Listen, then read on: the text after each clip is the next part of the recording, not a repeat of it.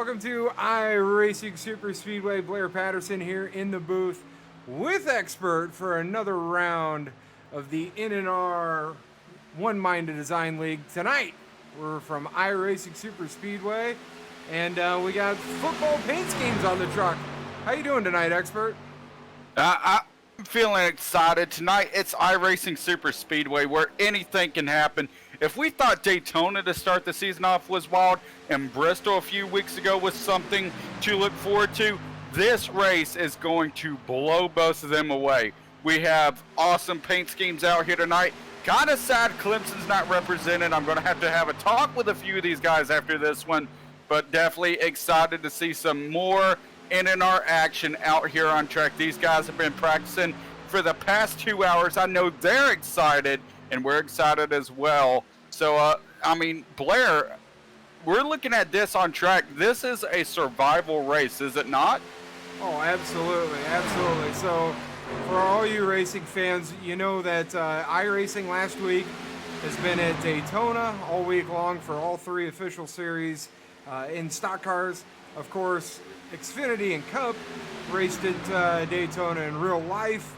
So we get more super speedway racing. So all the same principles that applied to what we've done for the past week at Daytona are going to apply right here to iRacing Super Speedway. Definitely. And talking about, transitioning from Daytona to here, is there a lot guys can, try to transfer, or is this a whole different beast from the season opener? I think there's going to be a lot that transfers. Both tracks are super big, super high bank, super fast. The big difference is Daytona's got that dog leg on the front straightaway, so you got to be careful with your runs coming off of 4 and going into 1. You don't really want to be hooked up with somebody through the dog leg. Might get them loose, might cause a big wreck. This thing is like straight as straight could get on both straightaways, so I think it's going to be even faster. And the pushes are going to be bigger, and the drafting is going to be more important. Well, right now we did a little bit of an over-under. We have a bunch of guys ready to go racing out here tonight. A large number of guys already putting down time. We talked about the over-under. What is the idea of survival once again for these guys to be able to make it to the end? Our over-under was how many cars we were going to have left. So what's the keys to be one of those guys that are going to be left whenever the checkered flag drops? It's really easy to say from where we're sitting, but just avoid the wreck. I know it's incredibly easy for us to say while we're sitting here, but the big thing is, you're going to see a lot of strategies from these guys. You're going to see guys that want to be up front and think that that's where they're going to be safe from the big one. You're going to have guys that want to drop back and, kind of keep the draft but stay on the tail end of the lead pack. Then there's going to be guys in the middle, and that's the hornet's nest. And those guys are either going to be trying to get to the front or trying to get to the back, and that's where all the racing's going to happen. Usually, that's where the mess happens. Well, right now, what's your idea of a strategy for drivers? Are you the type of guy that, hey, qualify up front, stay up front, or sit in the back, wait for the field to weed itself out, and then make your way up to the front? What is your idea whenever you're a driver racing this track? My super speedway strategy is qualify up front, stay up front, hope for the best. And that usually works out for me, except I think it was last night. I was leading with 5 laps to go at Daytona, and the top line, I was on the bottom, top line came down and just was not clear at all and caused a big wreck. So P1, P2 took each other out with 5 laps to go. So, but that's my strategy. Get up front, stay up front. I know a lot of guys like to ride the back, so that way they have a chance of missing it.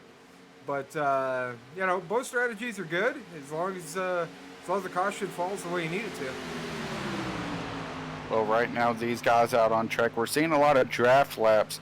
And coming out of Daytona, we saw Darnell come out with the win at Daytona. Now, this is another race in which we could see anybody win. What's your idea? Do you have any guys that you're picking out that could be fast and could show their hand up front, or is it just, flip a coin through the entire field and that's going to be your winner? Well, you know, a lot of people look at super speedways as coin flips, like you just said. But then again, there's a lot of skill to run in a super speedway. So, I mean, as much as it is a coin flip, depending on where the wreck happens, you know, we've seen it in real life with some first time and only time winners winning on super speedways. I think for the most part, the cream rises to the top, even at tracks like this. I mean, we're seeing Hampton in the 71 truck leading practice. We haven't seen him lead practice all season long, so that's good to see. You know, the guys we always talk about towards the top of the points list, Vroman's P4 in practice, Nick Trader P7 in practice. But I wouldn't be surprised if you see somebody, you know, just looking at the practice sheet, somebody like, let's see, who's back here a little ways? You know, Quinones back here at 15th. I wouldn't be surprised if he was up there towards the front. So you're going to hit throwing down Quinones, one of the guys a part of the Cold Dog Racing group. Yeah, that Cold Dog team, we saw them work together pretty well at Bristol. Even though there was a little controversy on their teamwork ability, but they are ride or die for each other. There's no arguing that. So I think any of those Cold Dog guys would be guys to keep eyes on. The One Mind to Design guys, the Trader brothers, those are going to be guys to look out for. So I think whoever can work together with somebody is going to be the best. Well, yeah, I mean, you said it yourself. Whoever can work together can definitely be the best. But there's a team that you're selling short, my friend. There is a team you are selling short. And it's the guys that help put these great schemes out here on track. And you know who I'm going with. Trader. The Trader brothers. Drew Trader. Nick Trader. Shane Wolf. I'm also looking at Carroll out there. He was the guy that put his name out there at Daytona, was there at the end. So, I mean, you're looking at a bunch of guys out here that could go out there and win here tonight. Absolutely. It's gonna be a lot of action. Hopefully not a lot of beating and banging. Hopefully we get a clean race, because these super speedway races are a lot more fun when they're clean, in my opinion. And hopefully we don't get the big one, but you know, it's inevitable at super speedway racing. It seems to always happen. You are exactly right, my friend. And as we go through practice, we're seeing a lot of guys draft together. Is this the time when you're looking for those partners so you don't have to in the race? Absolutely. If I was in practice right now, I'd be out there with the guys that I think I'm going to run with. We're going to be working on, you know, how hard can I push you? How tight can I stay to you? If I get to your tail on entry, do you get loose in the corner? I'd be having those conversations. You know, where's the best way to say if temps go up, if we need to make a switch, how are we going to do that? You know, all of those conversations and all that practice is going on right now. So there's a lot that goes into this super speedway racing for sure. Well, right now, as we look overall, we know that this is a big race for these guys coming into this one. Nicholas Vroman still our points leader. Right now leading with a pretty comfortable gap right now. 25 points is the gap between him and second place and Nicholas Trader. So right now this could be a race. If you're Nicholas Vroman, are you playing a more conservative strategy to try to gain points at the end? Or do you feel comfortable enough you think you can go out here and win this race? I think if I'm driving the 95 today, I'm just going out there and I'm going for my 6th win of the year. You know, you got a 25-point gap. It's not huge, but it's significant. I'm going out there and I'm going for my 6th win. Now, on the flip side, if you're like Paul Irvin sitting 3rd in points, I'm going pretty conservative. I would be starting on a conservative side, seeing what the Knicks are doing, and if they're up there towards the front and running hard and drafting and pushing guys around, like, I might hang back at the back and see what happens. But if they're hanging back in the back, then I might get up there. You know, it's kind of a little bit of cat and mouse. So it's pretty much you know, pick your poison at this point and do the opposite of whoever or whatever the Knicks are doing. I guess we could say that. But here's an interesting stat for you, and I'm going to give it to you. coming into week 11, this is the week 11 race, halfway point of the season. We have an off break and then we come back for the All-Star. The one thing I'm looking at for these guys is that, hey, you mentioned the 5 wins Nicholas Roman has going for his 6th. The most interesting thing to point out, and it's simple math we can do right here, he has won half of this season's races up to this point. Half of them. In the middle. That is true. It's very true. And he's got the highest average, or tied for the highest average start, and of course has the highest average finish. Do you know who he's tied with for average starting position?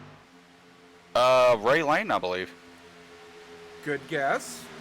Justin Anasigok. That is the one. Justin Anasigok, Nicholas Roman tied with an average start of 5th, and but we've seen the issues that Anasigok has had so far early in the season. Had a couple DNFs, been in a couple wrecks, so he doesn't have the average finish up where he needs to be, but he's definitely got speed. And the one thing I'm going to give credit to Anasigok, he's been in a lot of incidents. You mentioned has had a lot of DNFs to start the season. Started the season with 3 DNFs. He also has negative 20 in penalty points. Currently sits with 254. Now just imagine those penalty points didn't occur. It'd be at 274. You know how many spots that moves him up? That moves him up 3 spots in the points, and that doesn't even count the DNFs that he has. Yeah, racing clean, not getting penalty points is, it's really key for these guys in such a long season. I mean, it's a 22-week season, and we're right here at halfway, so still a long way to go. I mean, nobody's out of this thing yet. Somebody could catch fire here tonight and go on a tear and get up there and start screwing these points up on these guys.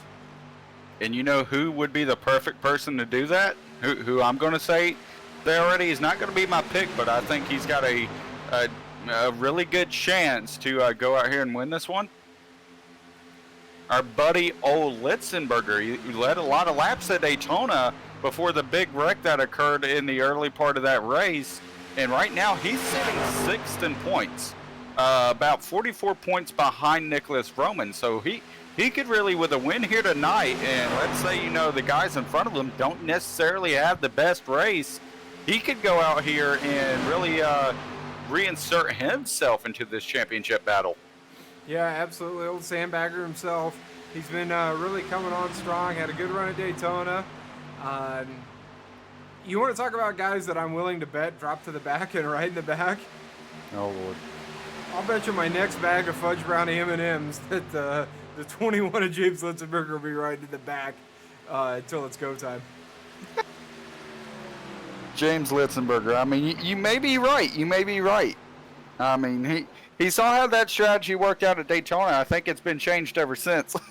Yeah, for sure. Take a look at Shane Wolf working together with Ed Robertson right here. So, we talked about the one-minded design guys working together. We got Ed Robertson in the mix there with them.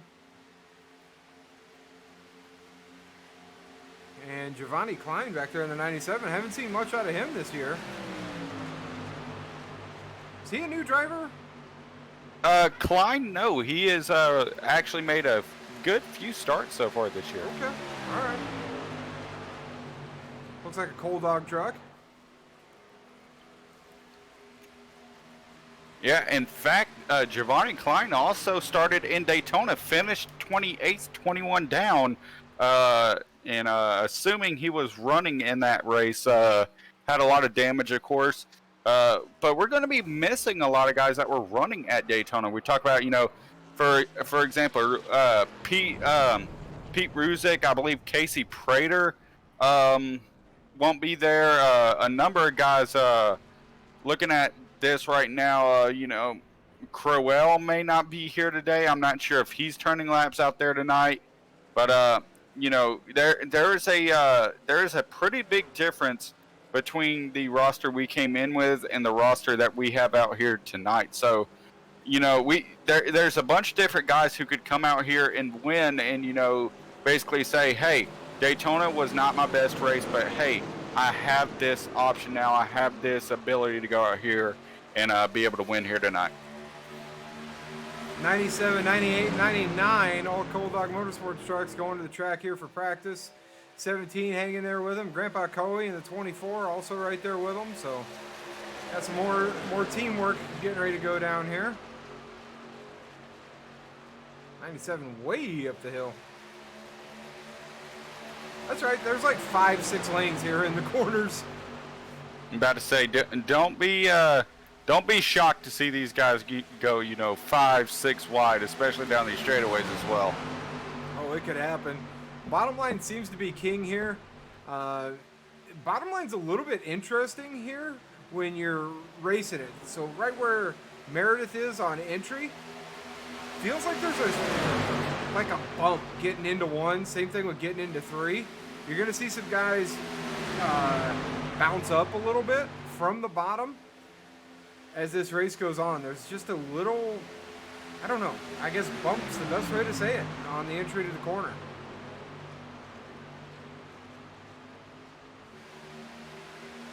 Is that the Philadelphia Eagles? It is.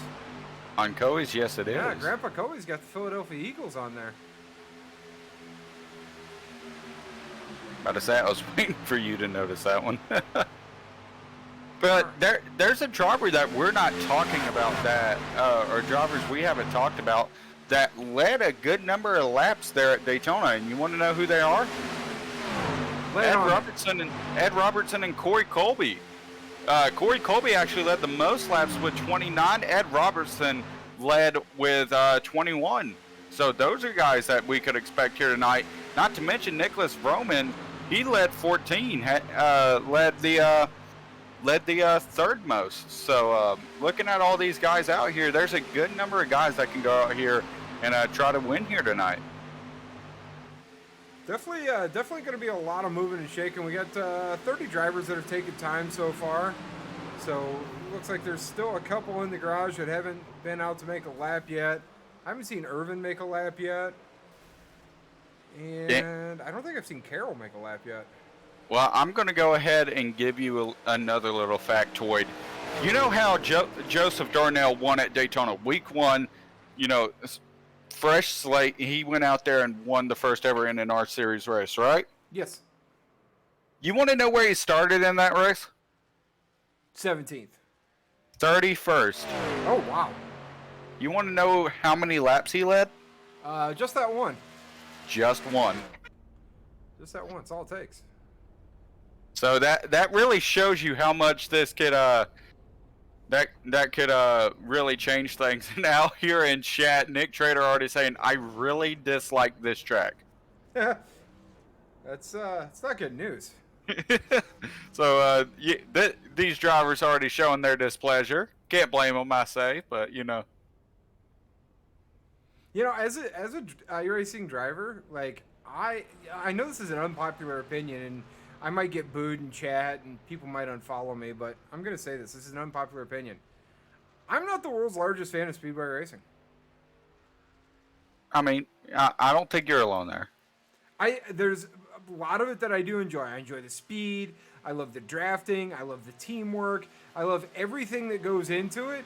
It's you might get caught up in somebody else's mess bit that is not fun at all for me. Definitely not. It's like, oh, well, I was having a good race, and those guys weren't, so now I'm wrecked too. Huh, bummer. I was having a good race, and then that happened, and then...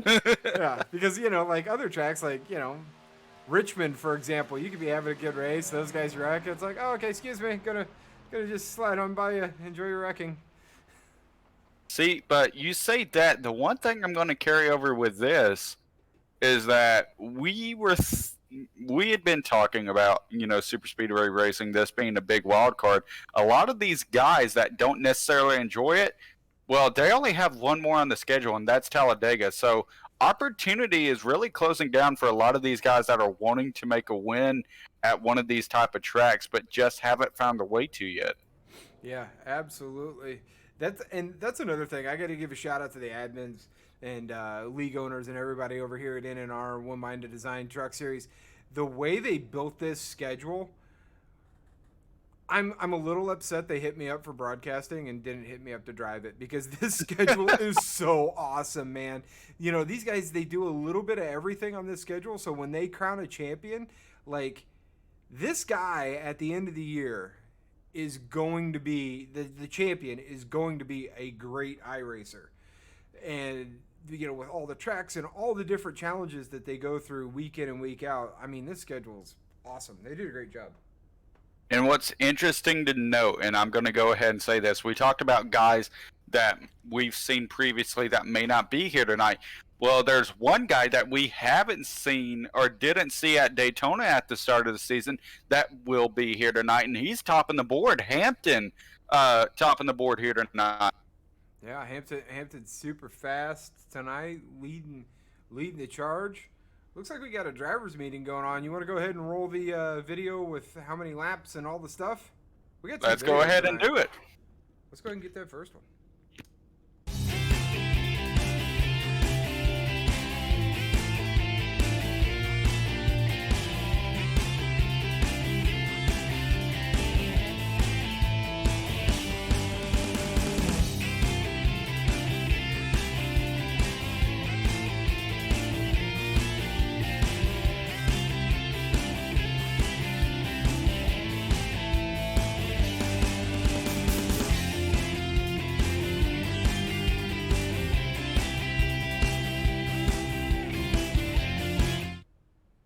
I know I say it every week, but man, those videos are so awesome. 90 laps here tonight, 3-mile racetrack. Man alive, there's going to be so much opportunity for action.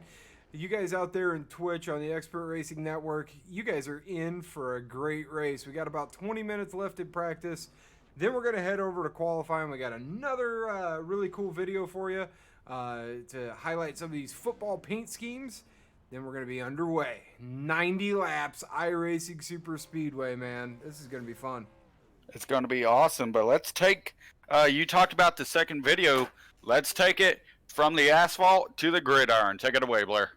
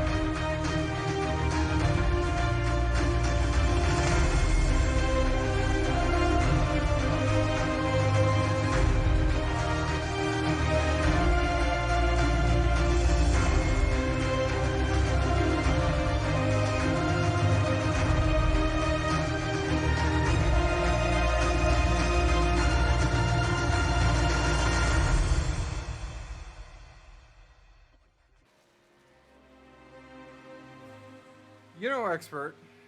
They really outdo themselves. I can't even. I was just watching that video and I was thinking a couple of things. I was thinking, man, that's a super cool video. You know the other thing I was thinking of? Oh no. There's no Clemson in that video either. It is so much disrespect. I mean, come on. So much disrespect. Don't feel bad. My Chicago Bears weren't in that video. You can't even get the broadcasters no love. I mean, I don't know if the Chicago Bears deserve to be in that video. I mean, do you know who the quarterback's going to be yet? They still think Andy Dalton's going to be the quarterback. Who do you want to be the quarterback? Justin Fields, buddy. Let's go. All right. I can respect, Georgia boy itself going to be starting in Chicago. I want it to happen too. But all right, awesome hype video from those guys. How about we go through some of these schemes that these guys were talking about? Let's do it. Let's do it. Well, Anasagak is not a good example. He's got his Dale Senior paint scheme on there. Let's see who else we got out here. Ray Lane. Where'd you go, Ray? Oh, he went back to the pits. Lednum's running his 37. Duluth Trading. All right. Matthew Boone. Oh, that's Green Bay Packers. I mean, he is from Wisconsin, okay? So we're not going to give him too much crap about that. And who else? Who else can we get a view of? This is, let me try to get a camera angle here. Most everybody's sitting on pit road right now, so let me see if we get a camera angle that shows pit road somewhat decent. Josh Arnold up there to 22. I think he's got Auburn on the... Oh, why don't we just go with this camera? This camera angle will work. It should. Hang on. Please hold. I got an idea. Oh, Lord. Here we go. That's not the best. Let's go this way. Yeah, look at that. Josh Arnold's got Auburn on the hood. Hampton's got Waste Management on the hood of his. Not saying there's nothing on the quarters. T-Shiro is still in a white truck for me. Waiting on Cowboy. Cowboys repping Alabama. Quimby, Washington football team. Litzenberger in the old Miami scheme. Oh, look at that one, huh? Litzenberger looking good. Smith in the Arkansas Razorbacks. Where'd Smith go? Where is he? I'm trying to find Cowboy, and then I'll find Smith. Ooh, look at that. Cowboy with the Alabama. Got the hound's tooth all over that truck. Looking good. Well, it's unfortunate, though. Cowboys not repping the Cowboys scheme, but America's football team on the hood of McQuaid. McQuaid's got America's football team. There they are. Cowboys out here. A little bit of everything. Yeah, you got a nice mixture out here. I like it. And then, of course, you mentioned Coey with the good old Eagle scheme. Yeah, Corey's got the Eagles on there.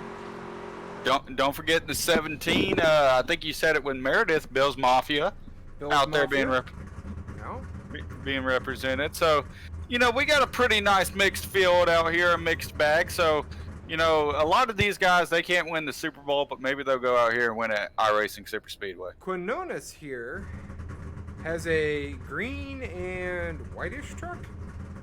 Let me see. Oh, okay. There's the jet sticker on the You were waiting for it. Yeah, I'm sitting here looking at it. I'm like, it's green and white. Like, there's got to be jets on here somewhere. Found it. See, we talked to Roman last week about doing burnouts. So I think Bane's been doing a little bit of practice of burnouts on his own. So maybe that'll help that 16 get to victory lane. Buddy, it's all about the pre-race burnout. You got to be prepared. Do you not?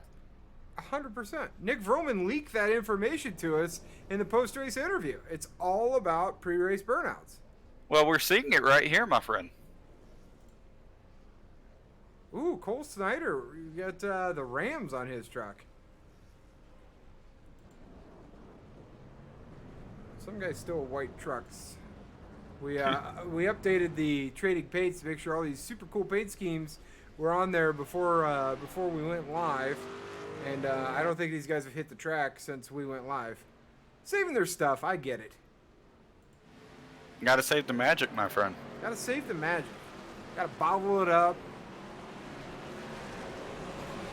And while these guys are in, I believe they're still in driver's meeting. They may still be in driver's meeting. Because we know it's going to be a wild one tonight. And if you're an admin in this one, how do you talk about that? How do you even, be able to explain about the chaos that's going to happen here tonight? I mean, that's a tough seat for all these NNR admins. Oh, absolutely. One that I am not envious of at all. They're just based on experience, there's going to be something that's going to happen. We're going to have a big one. Somebody is going to leave tonight upset about something. Guaranteed. See, I used to be known as the king of controversy. Can I expect some controversy tonight, my friend? Oh, absolutely. There's going to be controversy. Somebody's going to be upset, ticked off by somebody. It's just going to happen. It's the nature of the beast of iRacing Superspeedway. And it's part of the deal on the competition. You know, with all these competitors here, all these guys want to win. They all want to run good, so they're all like ready to go. And if something happens to them, they're going to be none too pleased. Well, right now I'm going to go ahead and say that, you know, with these guys out here, this track's going to be wild. We talked about 3, 4, 5, 6 wide possibly, and well, I just saw the replay of what happened out there on the front straightaway. Somebody just got shot to the moon. So the NNR series just went from the truck series to the NASA program. We are now officially international and intergalactic here on Twitch. About to say reaching new heights, I'd say. That would probably be the best slogan for that one. Attaboy. I love it. Oh, lordy. But out of all these schemes that we ventured, I'm going to go ahead and put you on the hot seat. Which one's your favorite? Ooh, that's tough. Definitely not Boone because I don't like the Packers. Oh. Coming in with a fan bias. I love it. Oh, absolutely. I don't know. Konoda's jet scheme's done really well. I mean, they're all done really well, but I kind of like the subtlety of it. Speaking of subtlety, I like Koei's 24. Okay. Well, Might click back on Koei. Here, look at this. You know, he's still got his Exalta, you know, he's still got all of his normal stuff, but then, you know, he's got some Eagle Wings on there, and, you know, I think I don't know, I think it's cool. I like, if I had to pick one right now, I'm going to 24. Well, you may not like me on this because, of course, I mentioned my Clemson Tigers aren't out here. But it's definitely not going to be Cowboys scheme. It's definitely not going to be the Miami scheme, and it's definitely not going to be the Auburn scheme. However, we talk about crazy fan bases all the time, you know. Those type of fan bases that just make football what it is, correct? Absolutely. Well, with what I have to say, I don't think there's any fan base crazier than that of the Mafia. And what I mean by that is the Bills Mafia. I think Meredith's scheme is, you know, the one that's going to seal the deal tonight. I think he probably has the best scheme out on track. I mean, that's a good one too. I like that one because it brings a lot of stuff in. You know, it's like a classic Pepsi scheme with the Bills Mafia on there. I mean, there's a lot of really good ones. I like it. And right here, NNR Bowling, you kind of made him upset. Old Boone, you made him upset. He says he has nothing to say to you now. Go, Pack, go. Bear down, baby. Bear down. That's what I'm talking about.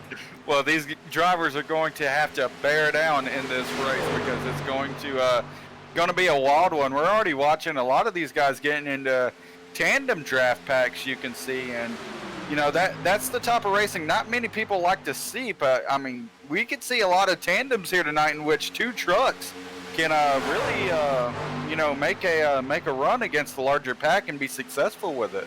Yeah, the big thing that I'm curious to see is if we could get this high side rolling tonight. So iRacing Superspeedway, it's been out for, what do you say, about a year would be my guess? Yeah, around there, yeah. And it's been a really bottom dominant track every time I've raced here. Now, the top side does work. You could side draft, you could get runs, as we're seeing the 69 and 64 up here on the top side. Getting a good run here. Top side does work, but it takes a lot more organization, I feel like, to go the long way around the track and be fast and stick to it. So hopefully we get multiple grooves working in this tandem racing. Well, you're exactly right.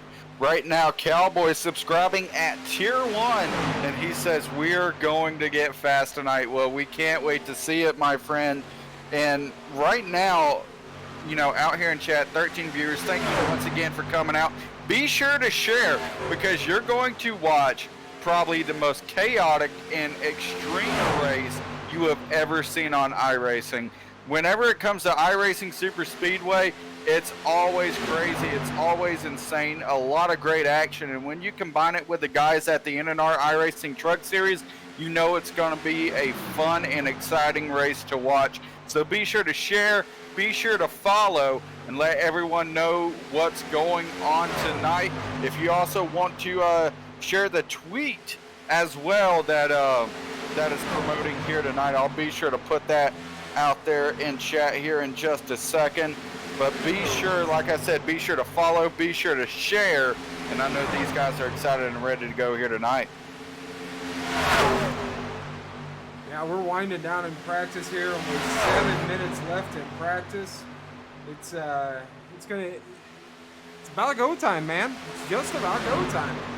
It is. I'm extremely excited for it. I can tell you that one. I gotta say, I think you might have picked the best paint scheme. Because the more and more I look at this 17 truck, the more and more I love it. It's growing on you, ain't it? It really is. I like it a lot. I like it a lot. Well, these guys, I know it's going to be a lot of fun for them to be able to come out here and race in these schemes. And it's always nice to watch, you know, these schemes become personalized for these drivers, that they, you know, have a little extra motivation to try to get it out there in a winning position. Like, you know, maybe their teams don't see it at times. I know the Packers, you know, they haven't had the best past few years. Yeah, they made it to the playoffs and the NFC title, but you know, I'm just not gonna go there. But there's a lot of teams that, you know, really haven't had the chance to be successful, and these drivers that are backing them have the chance to put them in victory lane here tonight. So definitely exciting for them, and I'm excited to see this one get kicked off. We're about 6 minutes away here from qualifying, and you know what that means. Oh no, we got to come up with picks. Yeah, it's going to be hard for this one, ain't it? It's going to be tough. All right, let me look at these practice results, because qualifying is going to be single car. Okay, great, right? But yeah, the race is going to be, you know, all drafting stuff, and these practice times are pretty much all going to be drafting times. So let's see here. Who am I? All right, I got an idea. Mm-hmm. All right, I got mine. I want to see how he qualifies though. Okay, well, hold on. I'll give us a new segment for this one. Pick for the poll. Pick for the poll. Already here in practice. Who's your pick for the poll? 33, Ryan Shiro. I was waiting for it. Okay. Well, since you took the one I was about to say, because of course he won the poll in Daytona, I'm gonna take the guy that shared the front row with him, Justin Anasagot. So we're taking the front row for Daytona. Those guys lined it up there and was able to take the front row. So, hey, similar type of tracks going out here and trying to take it out here. And Nick Trader out there in chat saying 50.6-ish qual time. So that's what we should be looking out for. I wonder how many laps we're going to get on fuel here tonight. We forgot to ask again. Dagnabbit. Yeah, we forgot to ask. But you know what that fixes for us? A driver interview. Let's go ahead and talk to a good friend of ours, and let's try to see if we can't bring him up in the booth. All right, Shane Wolf, it is Blair and Expert. You got a copy, my friend? Yes, sir. How y'all doing tonight? We're doing just great. Hoping to see some great NNR action. We know you and your One Mind to Design guys are ready to work together and see if y'all can't pull out a victory for your team. But me and Blair kind of made a mistake once again for the second race in a row. You know what that is? Y'all didn't pick me, did you? We didn't. No, not that. Okay. Not yet. Well, then you didn't Not make yet. that bad of a mistake. Yeah. Not yet. Not yet. We haven't got to that point yet. Don't push your luck, buddy. All right. But our mistake happened to be we didn't get the strategy, the fuel mileage. How long can you guys go out here on track? Good question, man. I have no clue. I'll go till it stops running, I guess. You can go about as far as it'll let you. I'll put it that way. It goes until it doesn't. About to say, Go until the engine shuts off. Do we need to pull one of the other somebody with some brains up here? Yeah, probably. try to see if we can't pull one of the other One Mind Two Design guys up here. Y'all been working well out there tonight. Yeah, I guess. I hate this place. Not looking forward to this. We hate the first person we heard that from. So I don't know. I don't really have a strategy. I don't know if I'm gonna stay in the. I'd like to try and stay up front and stay away from the wreck. You want us to flip a coin for you, buddy? Yeah. Y'all decide for me. Heads or tails, y'all pick. Okay, Blair, you're the strategy expert. Right, heads is front, tails is back. Heads it is to the front, buddy. All right. Well, y'all gonna see some crazy stuff about 5 laps in. Then I guess I don't know, man. But I'm gonna go for it, Blair. If it doesn't work, I'm blaming you. It's okay. It's I'm gonna try. Big shoulders, buddy. I got big shoulders. All right, that works. About to say we're really gonna have to try for that M&M sponsorship, but we're gonna send you back up to General, my friend. Good luck tonight. All right, thank y'all, man. Enjoy calling it. Enjoy the race. I'm sure it'll be interesting to say the least. Yes, sir. And well, that one didn't necessarily help us. Let's continue down on the grid walk. We talked about bringing another One Mind Two Design guy in. You know what? Let's go ahead. We've talked to Nick Trader a lot this season. Let's go ahead and bring in Drew Trader. Drew, it's Expert and Blair up in the booth. You got a copy, my friend? Hi guys, how are you? Doing just great. And we talked to Shane Wolf a little bit ago, one of your teammates, but now we're turning it over to you because we didn't exactly get what we want. How long can we go on fuel, buddy? You know, I think it's like 18 or 20 laps, I think. Oh! I think that's what I ran earlier. I think it was 20, and I still had like maybe half a lap. So my question is, I was about to ask, is it 20 laps on fuel or 20 laps in between cautions? Man, this is gonna be a mess. It's gonna be fun though. About to say, I just had to ask. Okay, Blair, do you have any questions for Mr. Drew Trader, D-Trade himself? I do. I really do. I got a serious question. We're looking at your truck right now, and we see Cacaw is the law and Battlehawks on the side. Who are you representing here? Got the St. Louis Battlehawks from the XFL. XFL. All right, XFL. All right, very good. I'm not a huge NFL fan, and don't really watch college football, so I figured I wanted to be the person that goes against the grain a little bit and throw up a whole nother league. So something different. That's local to me. I'm about an hour away from St. Louis, so. Right on. Well, that's very cool.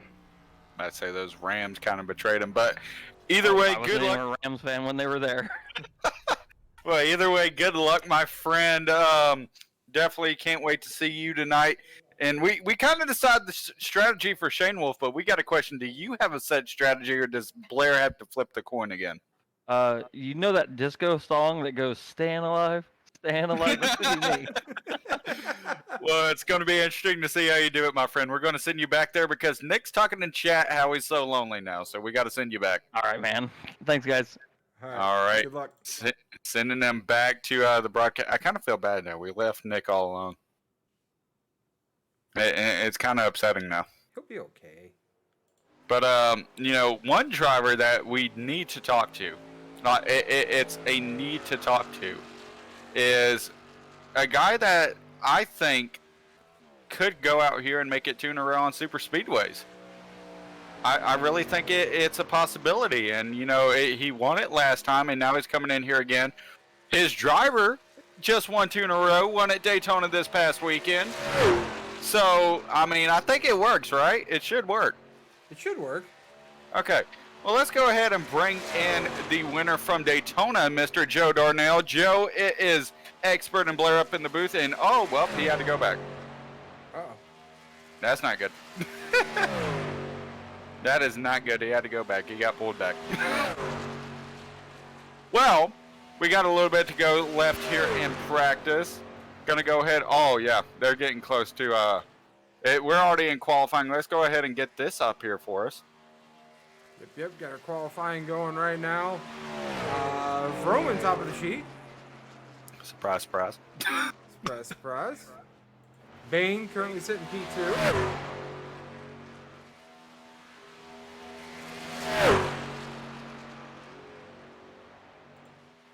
P4, Jeremy Horn in the 81 truck.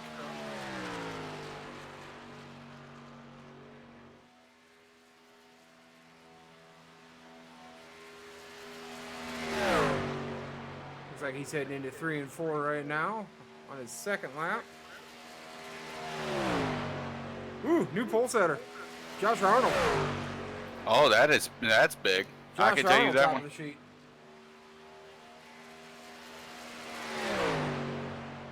McQuaid up to P2. Jeremy Horn to the top. Horn to the point. Cardwell now to the point. So we're seeing a lot of guys switching around, and you can see that here. It's going to be a big decision. We heard from Nick Trader that pole time's going to be around 50.6. Haven't seen somebody run that yet, so it's going to be interesting to see who might top the board next, if anyone can. Still a lot of guys to qualify. Taking a look at Quinones here in the Jets F-150. About to cross the line. We'll see where that moves him to. Puts him P9. Justin Anisagak up to P1. That's my pick for the pole. We already talked about that one. There you go. Got the pole pick. McQuaid, P2. Bain now P2. So these guys moving their way up the sheet. And Bain, he's not a shocker to be up here either. That's not a guy that should surprise you to be up here and up front. I can tell you that one. Looking good up there. Hampton, who was leading practice. So obviously a good drafted truck. Qualified P10. Giovanni Klein here, currently P4. One of the Coal Dog trucks. 97. I think the deciding factor on pole is going to be whoever out of Litzenberger, in my opinion, or Ryan Shiro goes out there and qualifies next. I think that's going to be a huge deciding factor. But Ray Lane, I mentioned it before. Talk about starts. He went out there and just cleared the rest of the field by half a tenth. Yeah, Ray Lane on the pole. Take a look at Cowboy here, finishing his second lap, moves him up to P11.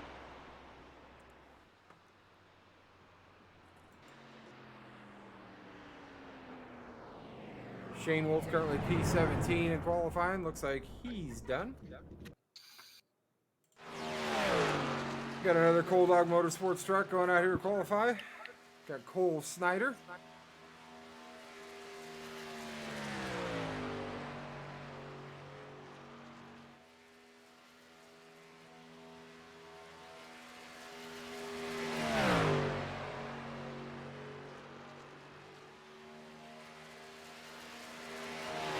Right now we got right now Boehner's also out there qualifying as well.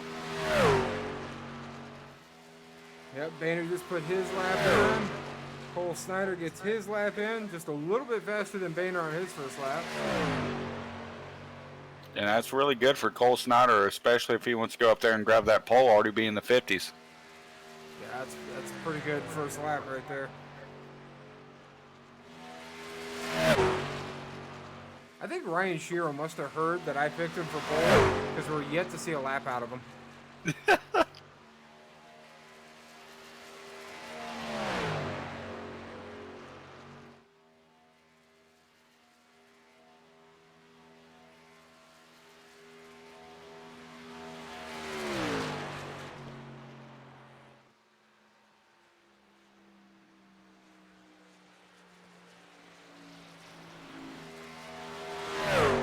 Cole Snyder finishing his lap. Where's that move him up to?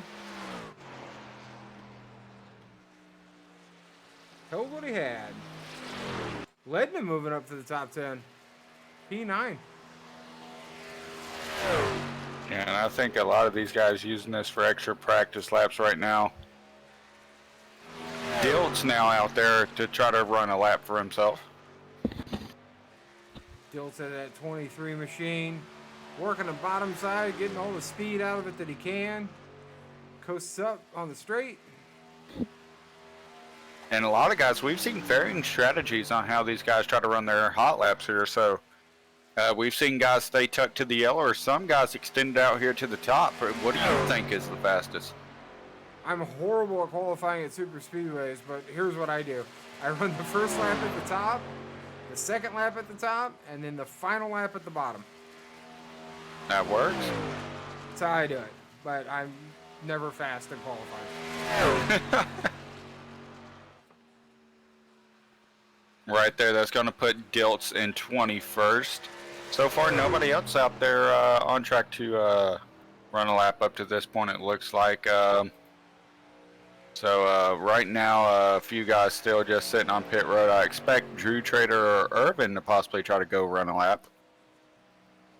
Yeah, Drew Trader hasn't put in a lap yet. Nick Trader didn't put in a lap. So looks like the Trader brothers are starting in the back together. Old sandbagger himself, Litzenberger, no lap out of him.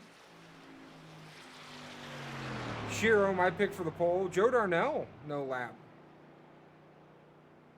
Blair, I got to give you some bad news. Uh-oh, what happened? Out there in chat, Mr. Shane Wolf himself saying, "Thanks, Blair. Now I got to drive from front to back without destroying my stuff, or back to front." Well, yeah. So. I didn't say he's allowed to destroy his stuff. He's got to do it without destroying his stuff. But he's putting you on the hot seat already because he qualified in the back. That's all right. He's part of the mullet mafia. He'll be just fine. Just get that hair in the wind. Give it a good shake back and forth. Maybe a left, right. Put your mullet cheat code in, and you'll be good to go. Mullet cheat code? Is that what we're calling it? It's a mullet cheat code. Left, right. Mullet cheat code. He'll make it right to the front. Some of the stuff we come up with, oh Lord. I wonder if Roman still has a mullet. If he does, he's been using the mullet cheat code to get 5 wins so far on the year.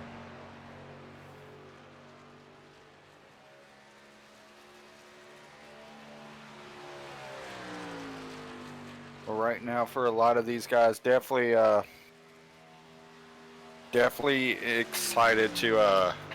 excited to see what happens tonight. 90 laps, and they said about 20 laps on fuel is what Drew Trader said. So how are you splitting this strategy? Confidently said 20 laps. So how are we doing it? You know, like Steve Letard always says, you tell me when the cautions are going to come out, and I'll tell you what my pit strategy is.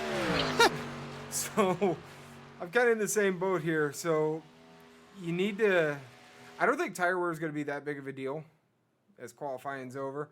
I don't think tire wear is going to be that big of a thing here tonight. I think, track position is going to be key. I think fuel is going to be key. So caution comes out where you can make it to the end there with about 20 laps to go. Obviously come in and be done with it. Then to get to that'd be 7. See, now I'm doing math live on air. Math with Blair. Everybody's just groaning in pain. There we go. New segment idea. Yeah, so 70 minus 20, that's 50. Minus 20, that's 30. Minus 20, that's 10. So if 20 is the number, realistically, we could see the pit stop window open up on lap 10. Okay. Do you think anybody's going to come down that early? Do you think that's... I do not. I do not expect to see that as the strategy. Okay. I'm just throwing it out there. It's a possibility. Yeah, so when I drive, that's how I do it. So I've got a little dry erase board that sits right next to me, and I write down, 20 laps is my max laps, all right? So that means 70, I'm in the window. 20 from that would be 50 to stay on that pace. 20 from that would be 30. So if a caution comes out on lap 10, that actually keeps me on rhythm. That's just kind of how I do it. Not saying it's the best idea. By the way, the Mullet Mafia, based on what I'm seeing out here in chat, the Mullet Mafia has actually lost a member. Uh-oh. It appears that, based on the sources I'm receiving right now, that we have the unfortunate news to tell you, Mr. Patterson, that Nicholas Roman has recently received a haircut. And and it's no longer a part of the mullet mafia. I'm not picking him the rest of the year. Speaking of picks, we should probably It's do about that. time for him. Yeah, we should probably do that. All right, I'm gonna be a gentleman. Definitely not because of the difficulty of this one, but I'm gonna let you pick, my friend. Oh boy, I get to pick first. Whew, I was really hoping you pick first. Man. Man.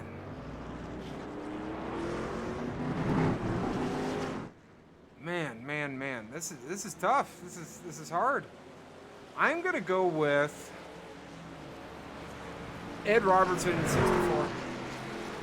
Ed Robertson in the 64. Yep, that's my pick. Ed Robertson 64. Lock it in. Hurry up, get your tickets through the window. Take your money over there. It's not a bad pick. That's not a bad pick. However, I'm really liking what I'm seeing out of Cold Dog Racing and their starts at restrictor plate tracks. We've seen a lot more in Turn Down for What than we have here over at NNR.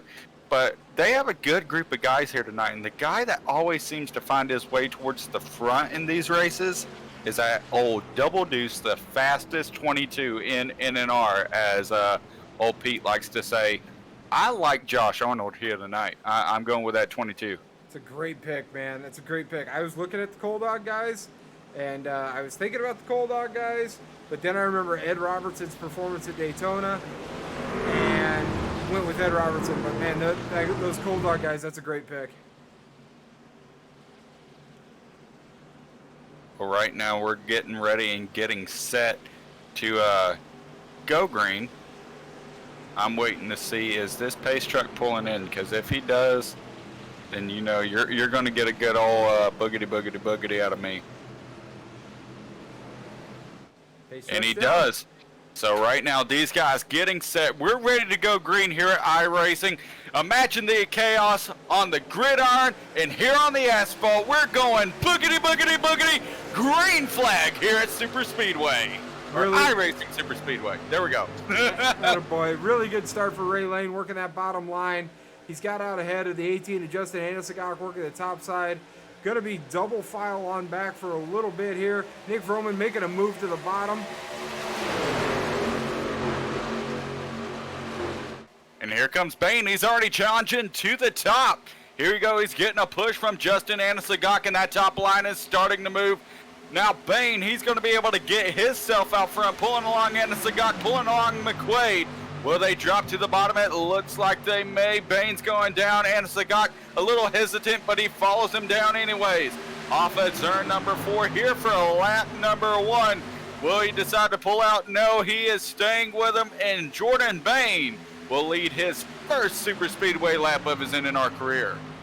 Looks like the 44, Ray Lane, drop it to the back.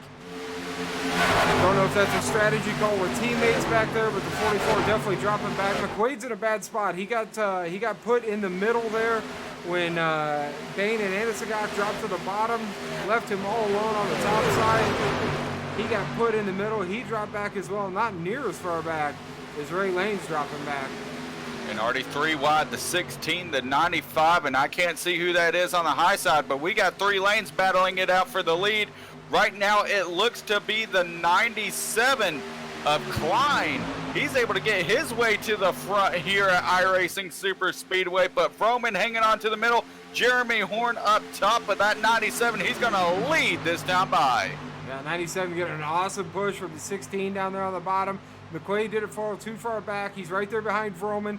Working the top side. He looks to the outside of Roman. Not enough run. He needs to come back down, get back behind that 95, reorganize that top group, get Jeremy Horn and Hampton up there as well.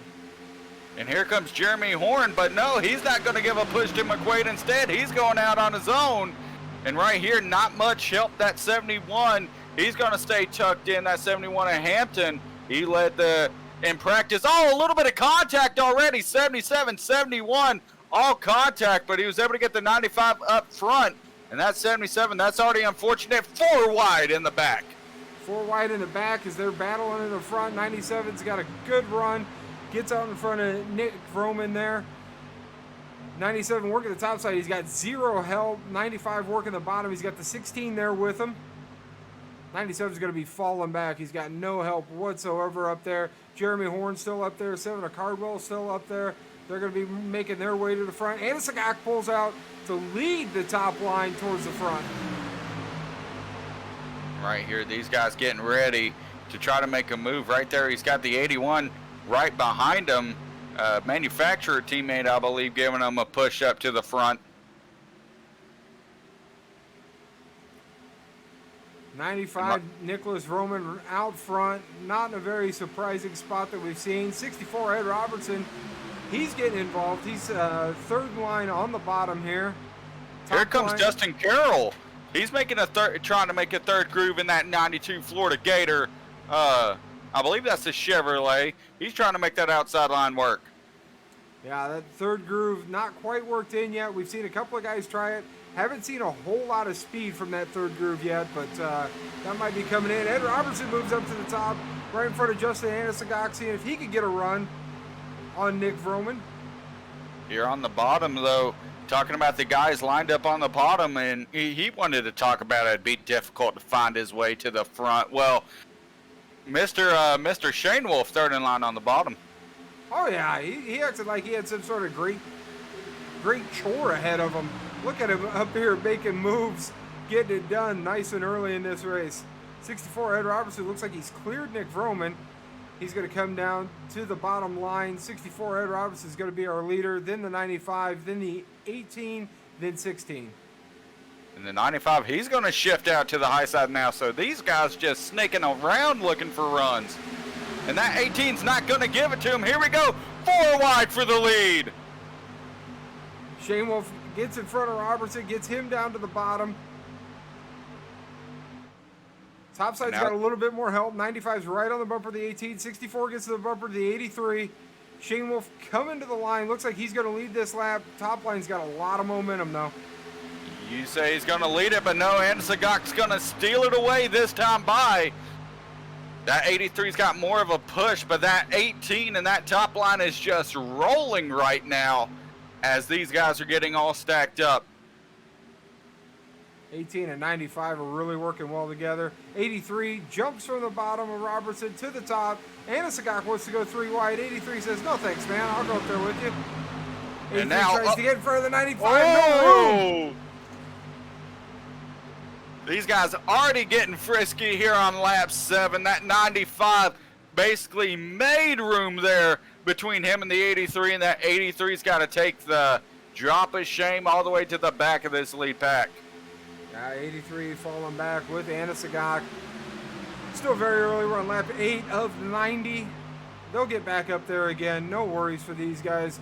As we look up front, we see Ed Robertson still leading this thing. 16 of Bain right behind him. 81, Jeremy Horn right there in third. Fourth, we see the 95 and Nicholas Roman dropping in. Fifth place goes to Hampton.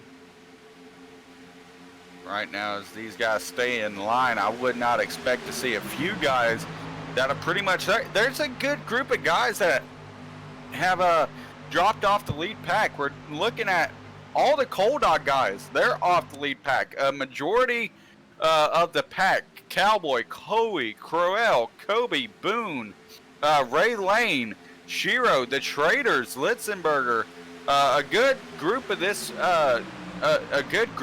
pack has backed off to near 2 to 3 seconds behind the rest of this field. Yeah, those guys drop it back. They're seeing how aggressive these guys at the front are being, racing, 2 and 3 wide up here for the lead. And there they go, Hampton around. He's able to get it back going though, but not sure how he was able to do that. Yeah, Hampton, you saw there at the top of the screen, touched the outside wall. 92 got some tail damage there, no caution, still rolling. See 17 of Meredith charging that line down through the bottom, passing these guys. Some heavy damage here on the 92. Let's take a closer look at the 71. Nose looks good on the 71. It looks like it'll just be major right rear damage for the 71, and it looks like that entire right side and probably the rear of that 92 took a pretty heavy beating in that contact. So tough break for both of those guys. Yeah, 71, he's hurt. Where'd the 92 go? Let's take a closer look at Carroll. That Florida Gator machine. Ooh, that right side is rough on that 92. 92 is definitely the worst for wear out of that incident. And right now, these guys up front, I think after that, and there not being a caution coming out for that one, I think these guys pretty much said, okay, let's just try to see if we can't calm it down up here. Now let's see if we can log some laps here, boys. Log some laps. Only 11 laps into this thing. Right now, 2 groups of 4 on each line, but a huge run there for the 95 and 83, able to push the 95 out front of Ed Robertson, and these guys still battling it out. The secondary group behind them of 4 as well, getting a nice run, and 95 is going to drop to the bottom. That's going to leave the 83 left out to drop, but here comes Lednam and Cardwell here, seeing if they can provide some help there for that one mind to design machine up top. But right now, Nicholas Broman and that 64 of Ed Robertson, they're going to be clicking down laps once again here at the point. And it's not surprising to see Nicholas Broman up top. We talked about it throughout the season. I mean, it's definitely not surprising to see him up here throughout the season, but it's not surprising at all to see him up here at a restrictor plate either. He started at Daytona and led 14 laps. So, I mean, you know, this is home for him to be up here up front. Yeah, this is a similar view for the front windshield of the 95. Not much out there in front of you. Robertson doing an awesome job, just stuck to the rear bumper, giving a really good push to the 95. Robertson needs to make sure to check his gauges, make sure he's not going to overheat. You know, these trucks, when they're that close together, they're not getting a lot of air in through the nose, and overheating may be an issue.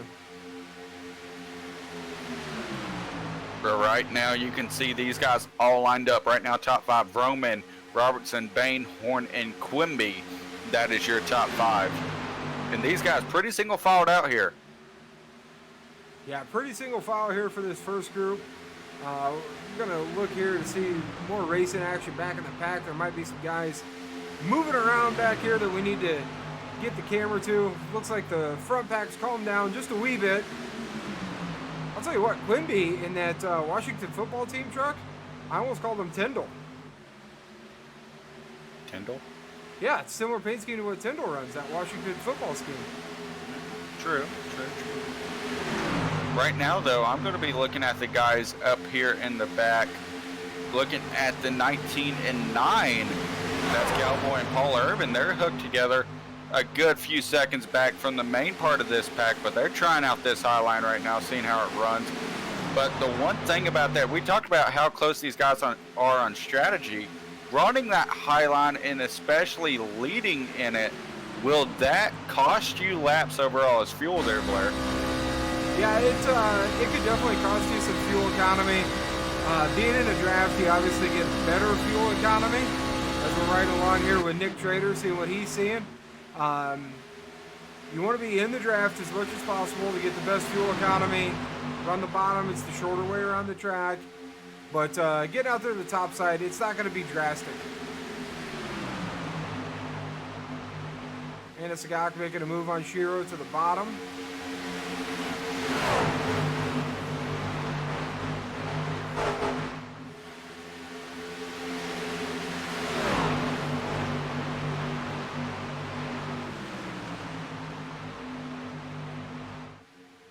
And right now, the 7 has been requested by Race Control to drop back. He has been blinking.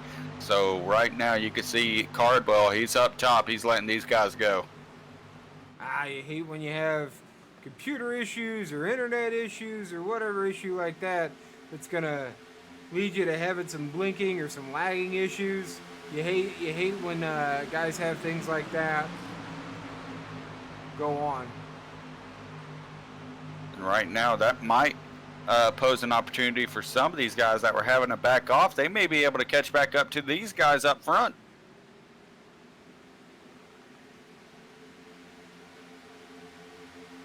And unfortunate for guys that had to go down pit road, Dustin Carroll and McQuaid both in the 92 and 77 respectively. They are both 2 laps down. Hopefully they, I never hope for a caution, but for them, they're hoping for a caution.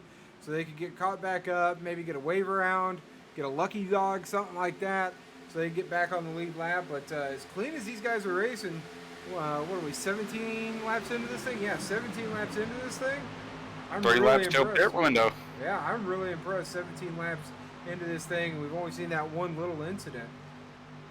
Yeah, expected these guys to pit within the next 3 laps. Haven't seen anything be called yet or heard over the scanner, but these guys still staying single file, and it's pretty much, hey, let's log laps, let's get it to the end.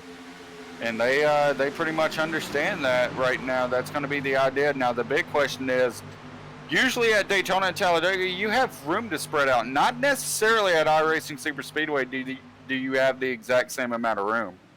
No, I mean, the track definitely has the room. It's just, getting the grooves and staying in line. We've seen the top side working a little bit. We've seen the bottom side definitely being king here. Trying to get back up to the front, watching the 95 and the 64. Still pushing each other on the bottom side as the 83 looks to the top but loses a lot of ground. So is there room to race at this track? Absolutely. But the draft is so huge here, you got to stay right in line with who you're with. Well, going down in pit road, is that a different discovery for these guys? Are you pretty much shrunk up in comparison to them? To other tracks like Daytona and Talladega getting on pit road, is it more of a squeezed entry for these guys? Pit road's actually pretty easy at this track. The biggest thing of pit road is the transition from the banking to the flat, from the track to the pit entry. But it's pretty wide pit road entrance, and the speed cone is really deep into pit road. So you shouldn't see a whole lot of speeding penalties getting onto pit road here. Getting it woed down to pit road speed's not that tough here. Right now, I feel like Drew Trader might have lied to us, because these guys have not gone down yet to pit. But right now, as they run, these guys looking still pretty well out here on track. That 83 still looking for guys to go up top and see if anybody's willing to make a run. Right now, though, as we looked across this stripe once again here for lap 20, the start of lap 20, and these guys doing a great job so far. Yeah, based on our intel from Drew Trader, we should be pitting this time by.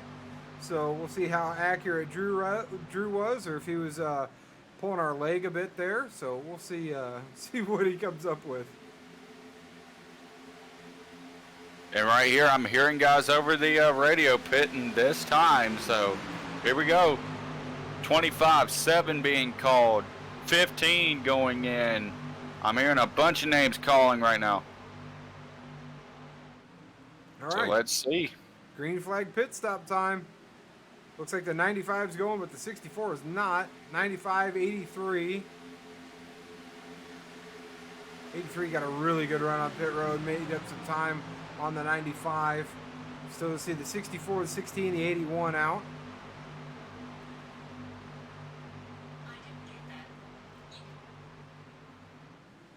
And now you see this group all going in. Now it's going to be a big question, who goes in after them? So one thing you're going to see, just like we saw in real life at the towards the end of that Cup race, you saw all the Fords go together. Here you're going to see a lot of teammates going together. You want to go with as many people as you can, so that way you have some draft when you get back out here. So these guys are definitely working their strategy. We see the 64, 16, and 36 coming this time. 18 as well. A bunch more guys, and oh, they're pile driving. 19 slamming into the back of the 28 here on pit road.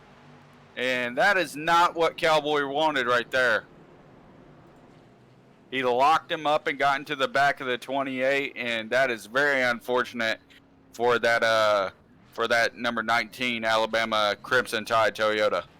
Yeah, he's got some right front damage there. They're not going to be able to fix much of that under this pit stop, because green flag pit stops, you basically want to get in, get out, get your fuel, get your tires, whatever you're looking for. Looks like 17's got a little wrinkle on his hood too.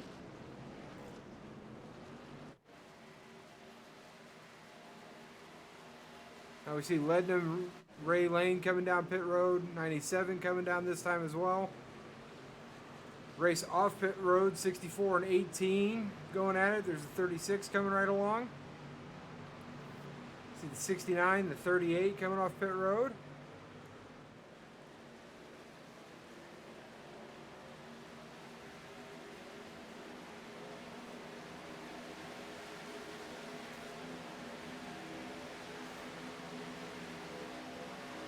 Looks like Roman's going to cycle back to the lead as the leaders through this cycle are all on pit road now. So looks like it's going to be Roman, Shadewolf, Robertson, and Sagak.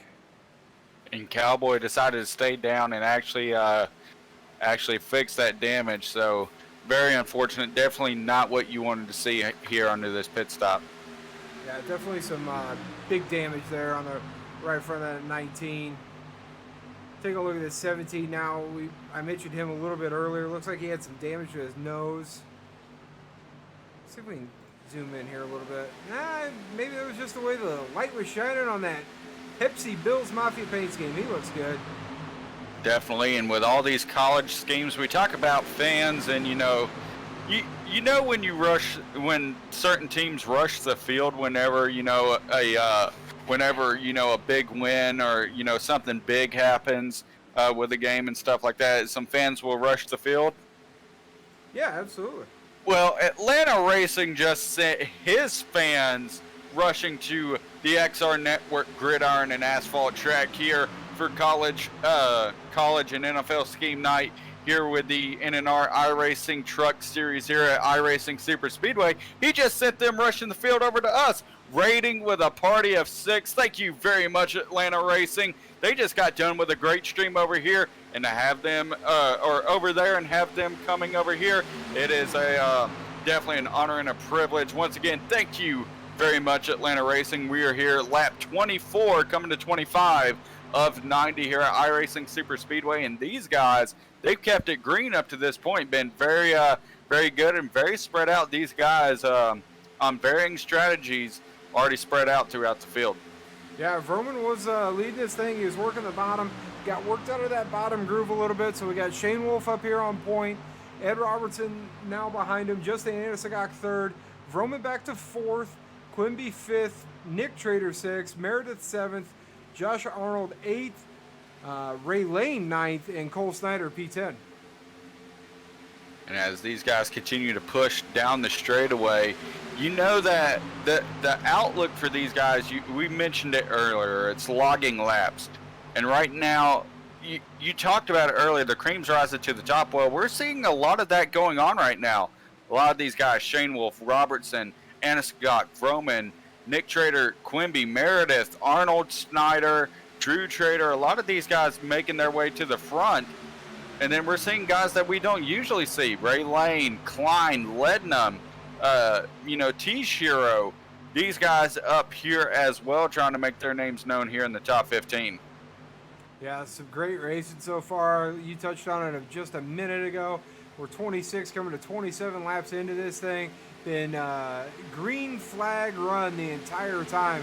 I mean, this is just absolutely amazing. These guys are racing this close, this hard, and showing a lot of respect, a lot of give and take out here by these drivers. So shout out to all these drivers, everybody in this league. One Minded Design, man. They really put on a great show for us out there in Twitchville every Monday night. Definitely. And this is just a testament to the drivers and admins here at NNR of what they've been able to put together. Such a clean league, such a great league. And these guys, they all want to come out here and win, and they want to make it to the end, and they're doing what they have to do so right now. As now the 83, he's kind of been pushed out of line. Here he goes. He's going to be dropping. Let's see how far he drops back before he can find a home in line. Yeah, same thing kind of happened to Roman a few laps ago. Got worked off of the bottom groove, trying to find a way back in. Looks like he slid it in there just in front of Nick Trader. Got two teammates right there stacked up together. Yeah, probably a little give and take right there. Come on down, old buddy. I got room for you. And right now, one thing I've noticed is up front, there hasn't been that many teammates stuck together. They haven't really found, we haven't found many teammates together. Right now, Shane Wolf and Trader, they're right there. And Drew Trader's just a little bit behind them.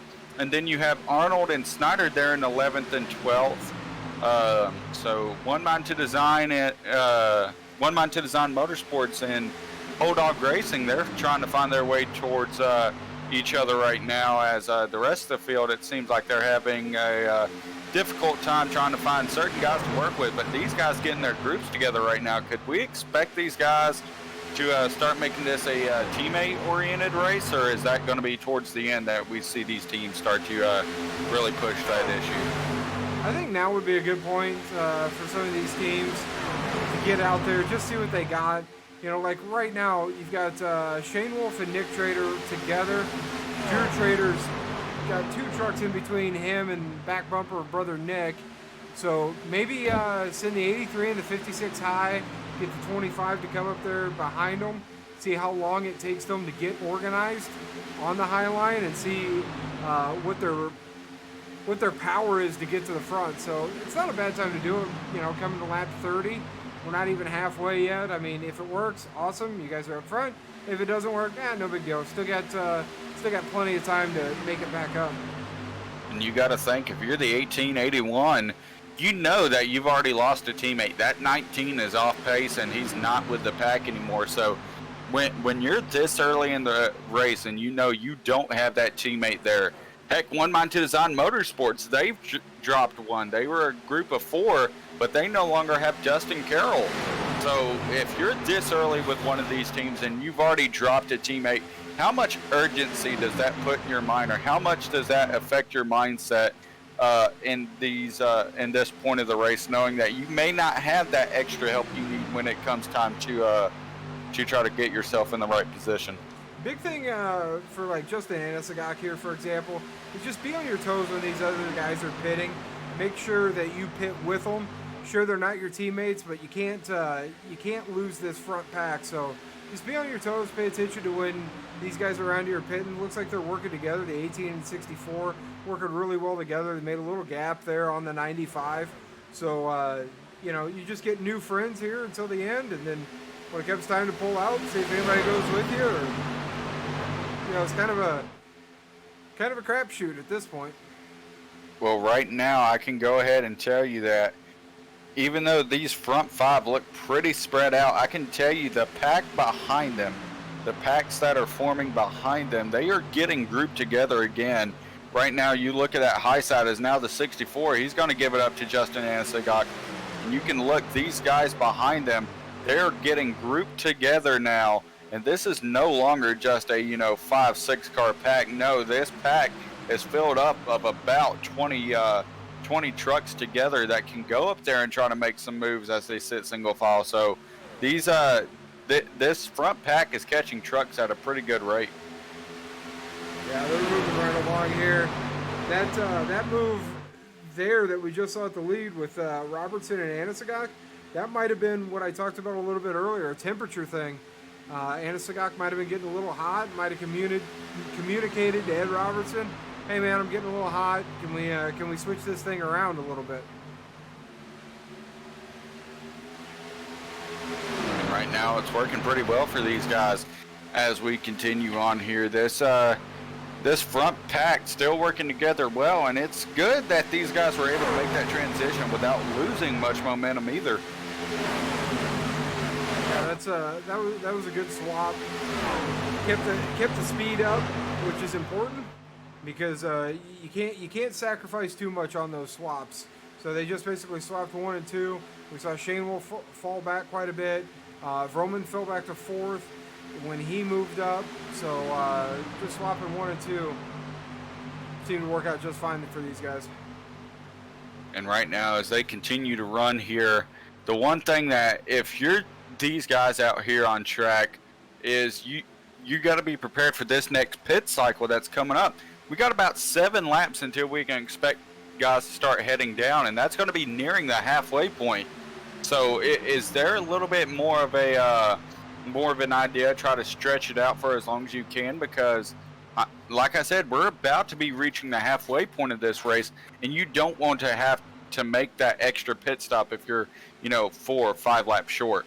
Yeah, if you can do any stretching, now would be a good time to do it. I think that first run gave you a really good idea of what your fuel consumption is going to look like.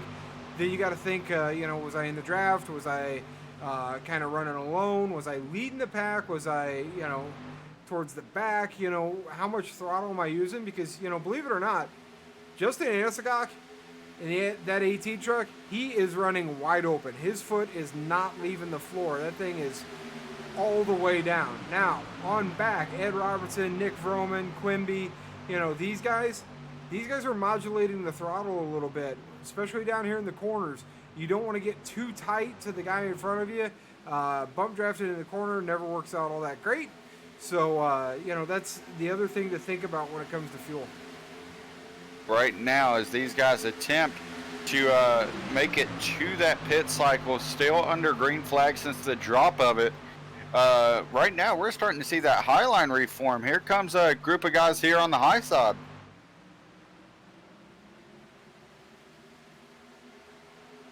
And now this may be interesting as well, because we got lap trucks galore here in front of this lead pack.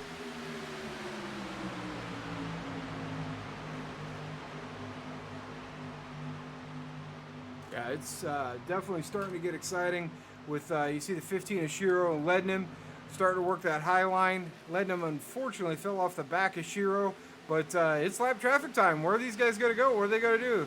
Are the lappers going to hold the bottom real nice so we can get by them, or are they going to go to the top so we can get by them and keep the bottom? Oh boy, it looks like they're going to hold the bottom. Right now, that's going to force these guys to all adjust their lines right now. And these guys getting extremely close. Yeah, it's getting wild back here. Let me see if we can switch this camera up just a little bit so we can see this. But this battle for the lead's starting to heat up a little bit. And that forced guys to definitely adjust their lines. These lap trucks are also going to tag on too. So talk about a new group of partners to work with. Yeah, definitely some new dance partners. We talked about these teams getting split up a little bit. Well, now that we got lappers up here, maybe some of these teams are going to form back. Maybe these lap down guys will be able to help their lead lap teammates.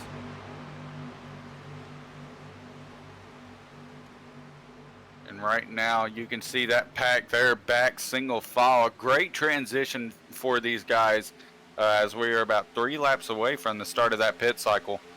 Yeah, pit stop's coming right up here shortly. Definitely for the leaders. Lap down guys, they might have another lap or two on fuel.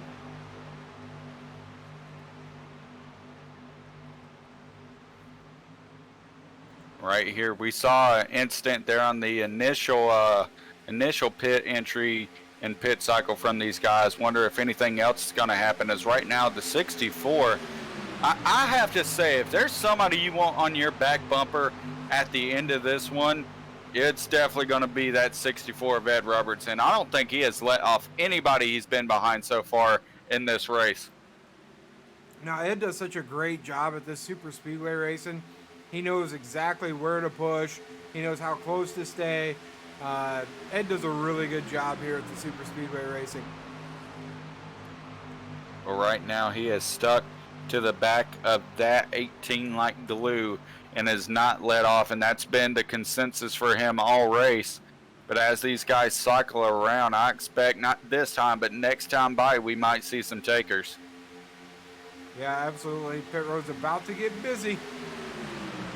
And right here, you can see these front two are hooked up, but it doesn't seem anybody else is wanting to push that aggressively throughout the rest of the pack. Is that something that is pretty much these guys just saying now's not the time, or what is the idea here for these guys that are just sitting here, not really pushing, but not really trying to let up either? What's the idea for these guys that are throughout the pack, just keeping that gap? I think the big thing is on keeping the gap is we know pit stops are getting ready to come up here. We're not quite to halfway yet. There's really not a lot to push for. Ed and the 18 together, because there's a saying in iRacing, you never want to push the pusher, because if the 64 is locked to the bumper of the 18 and then 95 hits the 64, that's going to jack the 64 out of shape, which is going to jack the 18 out of shape, which is just going to cause a huge mess. So a lot of these guys leaving a lot of gap just to play it safe right here. Well, right now we know the 23 called that he was pitting that time, but I don't know if he had any dance partners to go with him. But here we go on lap 41, and I feel like a number of these guys know, hey, we got to stretch it here if we want to make it. So right now I expect a lot of these guys, they're going to try to stay it out and make it to that lap 45 mark. Yeah, these guys are going to push this fuel and then the next fuel as much as possible. Another thing is that first stop, they might have taken right sides only or left sides only, or they might have taken 4 tires or no tires and looked at their wear. So this stop here, there's probably going to be a change when it comes to the fuel strategy. Like at Daytona, for example, first time you might take rights, second time you might take lefts, third time you take rights again, so on and so forth. Unless you're under caution and, you know, track position's not that big of a thing, you might just take your 4 and move on.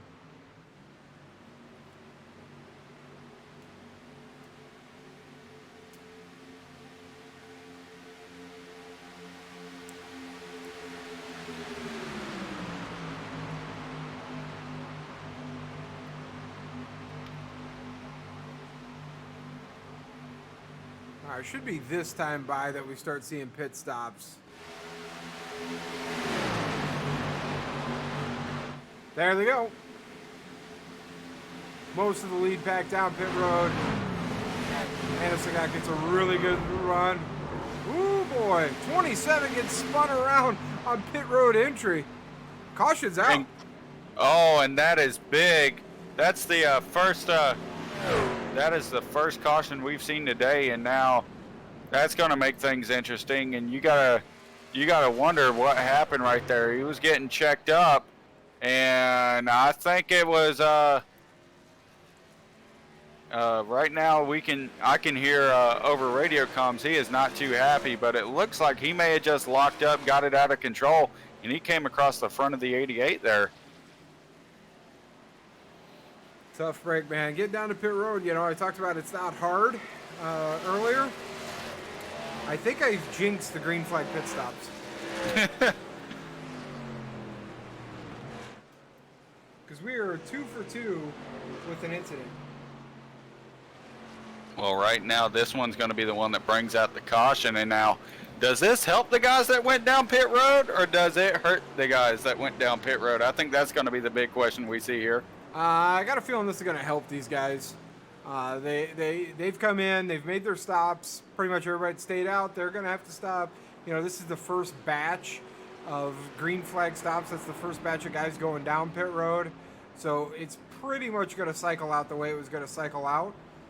So I would be shocked if Anasagat, Shane Wolf, Romans, that's your top 3 coming back.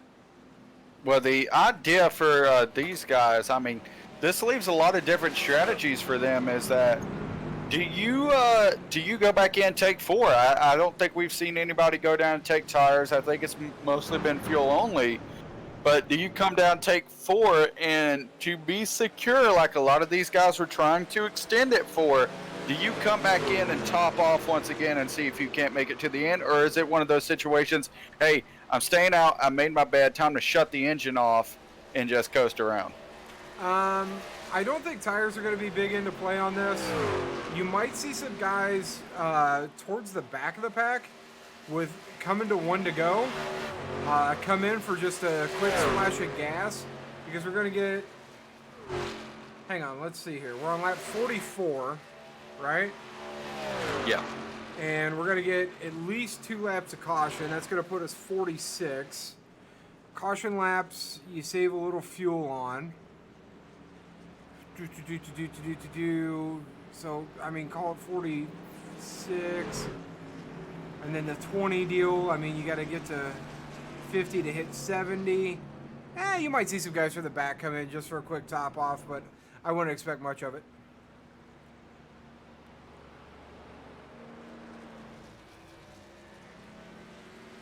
Looks like a lot of guys taking tires this time on pit road under caution.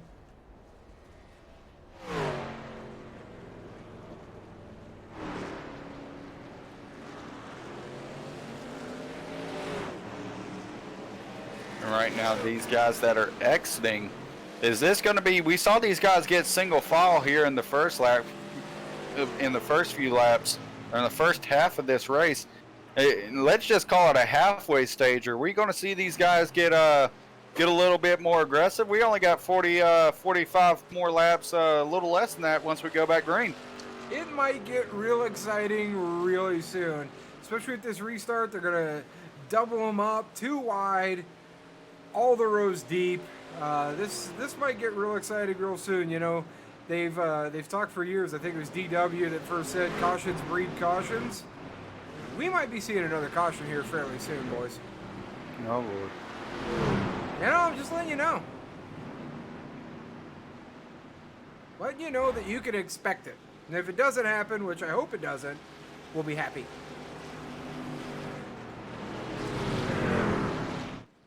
And right now, as these guys go around, unfortunately, Quinones, he's received a end-of-the-line penalty. He will be dropping to the back. And we're about to be seeing who's going to be our leaders. And I don't think it's going to be, it may be, but I don't believe it will be Mr. Anisagak. No, instead it is showing T. Shiro and Bray Lane at the front. Yeah, so what it looked like was Anisagak, Vroman, those guys had trouble getting all the way back around. Because as soon as I got done talking about that, I got a shot off the back of, I think it was Shane Wolf's truck, and I saw the pace truck right there as those other guys came down pit road, and I went, oh boy. That's not good.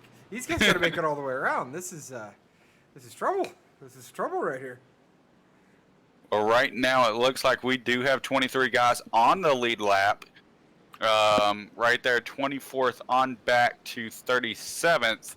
Laps down, and I believe only one truck is out of the race. I believe it's going to be Dustin Carroll, our only DNF up to this point. Also, now another penalty alert. Cowboy was given an EOL penalty. He will be going to the back as well. An admin getting a penalty. It is what it is. You would think he would know the rules out of anybody. He would also know the loopholes to try to go through in the rule.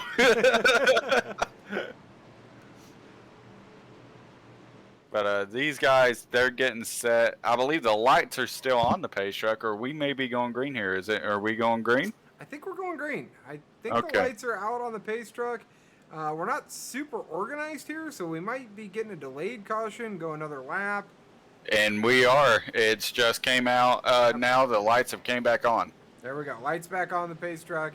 I was looking towards the back of the pack there, and we weren't super organized. A lot of moving around back there, so it makes more sense to throw the caution, delay it 1 lap, and make sure everybody's straight, everything's organized, instead of, you know, getting a ton of black flags for guys not being in the right spot. Good call. Definitely a great call by these guys, and a number of them, you know, they're excited. If you're one of these guys that haven't been up front much today, and you get the chance to be up here and set yourself up for a possible win, you definitely have to be excited. You got to be, you definitely have to be on your toes for this one. Yeah, absolutely. It's gonna get real hairy here, really quick. I'm trying to look to see on teammates where they're at up here in this front pack, and looks a little spread out, teammate wise. I mean, I'm looking through the results right now, and I think the Trader Brothers are together. Actually, all of the active One Mind 2 Design guys are together on the bottom row. Oh boy. So they're locked up together. I do see, though, I think, I do believe that Cold Dog Cold Dog Racing, they are pretty well separated though as well. Just another element to this speedway racing that we got to keep up on, so that way everybody out there at Twitch can understand what's going on. I mean, there's a lot that goes in this. This is a lot more than hold the pedal down and turn left. Right now we're about to see as these guys lead us back to green. T-Shiro on the bottom. He's going to have Leadnam looking to push him here. And as we get back green, it looks like that high side's able to get the better view of it. Ray Lane up top. It looks like Quimby already got a push there, but he's going to go down to the bottom. So now the bottom line is becoming the place you want to be here. Yeah, Quimby absolutely ditches that top side and ditches it early.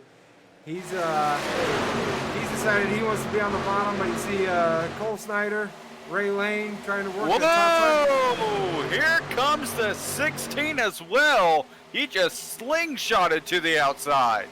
Absolute huge run by Bain on that outside.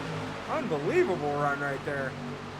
And we talked about it earlier, getting locked up with your teammates. Well, I mean, that outside line has a team pushing together 3 trucks of Drew and Nick Trader and old Shane Wolf. Yeah, they're going to be getting really organized here. They got Jeremy Horn, Ray Lane working the middle lane, Coey down there on the bottom. And it was 3 wide for a second up there for a lead. New leader, Quimby, up front. Quimby makes it up to the point. Got a little bit of 3 wide action going on back here. Ray Lane, Jeremy Horn kind of stuck in the middle. Got Leadnam and Bain out on the 3rd groove with a little bit of a lead over the One Mind Design team. Coey with a good run, up 31 spots. He's up in P7. Definitely.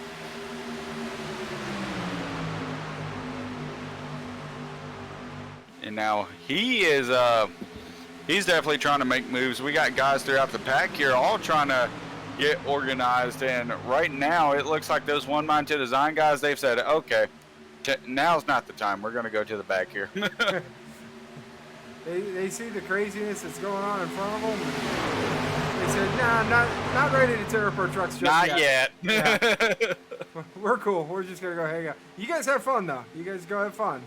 We'll be over here. Right, you talk about the guys that are returning to the front. Look at these 2 up top, the 95 and 18 hooked together, and they are not letting go. We talk about 2 tandems able to make their way through a big pack and get up to the front. Well, ladies and gentlemen, may I present it? Yeah, that tandem there, we've seen a lot of speed out of both of those trucks all year long, and they are clear. They could get to the bottom if they wanted to. Nick says, yeah, I'll go to the bottom. I'll take that. And Sagak follows him down.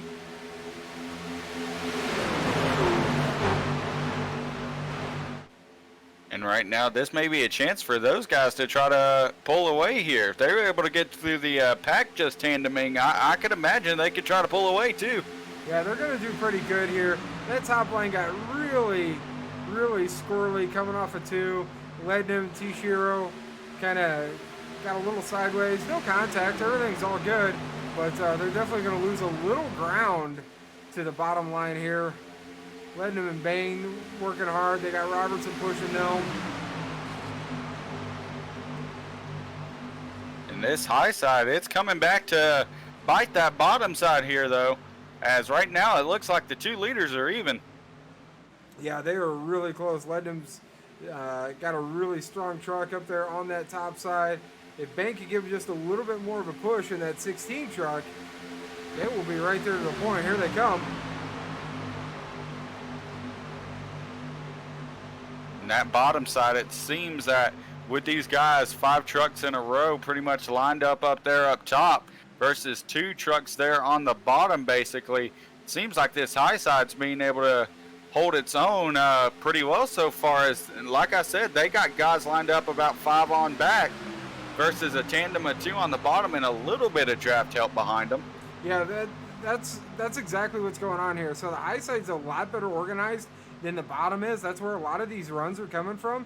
I mean, you look at that gap between Anna Sagak and Quimby right there on the bottom. I mean, you could get a whole nother truck in there. And then, there's another gap between Quimby and Cole Snyder there on the bottom. So if that bottom side could get just a little bit tighter, that top side will pretty much go away. Yeah, well, right now that top side's holding on to Lednam, trying to peek his nose out to the front, but hasn't found it yet. Bain holding on to that high side along with Robertson. These guys trying to make something happen here. Yeah, really good push coming. Once again, these guys are super fast down the straightaways. It looks like the top side's losing the momentum in the corners. All that organization, they're really, really good down the straights. The corners, they kind of fan out just a wee bit there like we saw. And Vroman and Anisagak both said, hey man, there's a lot of energy on this high side. Let's go up there and check it out. Which gives Quimby and Cole Snyder the bottom. Yeah, and you see that bottom now starting to get organized. So I don't know if it was more these guys just didn't want to get organized, or they just they just didn't want to get organized behind those two. I was just thinking the exact same thing. It's like you read my mind right there. Well, these guys, we've been working together for the past half a season. I think we're starting to grow on each other. But these guys, right now, I think they're trying to prove us wrong. This high side now coming together once again. I think Anisagak and Roman understood, hey, we can't be doing that. And Anisagak, he pushed the 95 back out front, but kind of got left out to dry on the high side himself. Yeah, 95 moves back to the top side. Anisagak gets right to his bumper again. Lednam right there, Bain right there. This high side is working together really well. You see Ryan Shearer in that high C truck moving back to the bottom.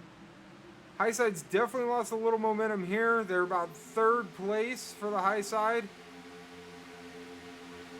And then you see the bottom side there. So you see the 17 and Meredith not really staying in line with the 99. And then here's a guy that we haven't talked about much today.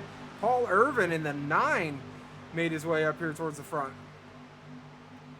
And right now, a lot of these guys holding down on the bottom as well. We talked about Coey. He's now up here, and he's not a guy that, is shot away from plate track success. Just at the start of the season, got a top 5, my friend. Or, sorry, top 10, actually. He finished 10th, so ended up getting a top 10 in that start. You saw there just a minute ago, Paul Irvin in that 9 orange Tennessee Volunteers truck.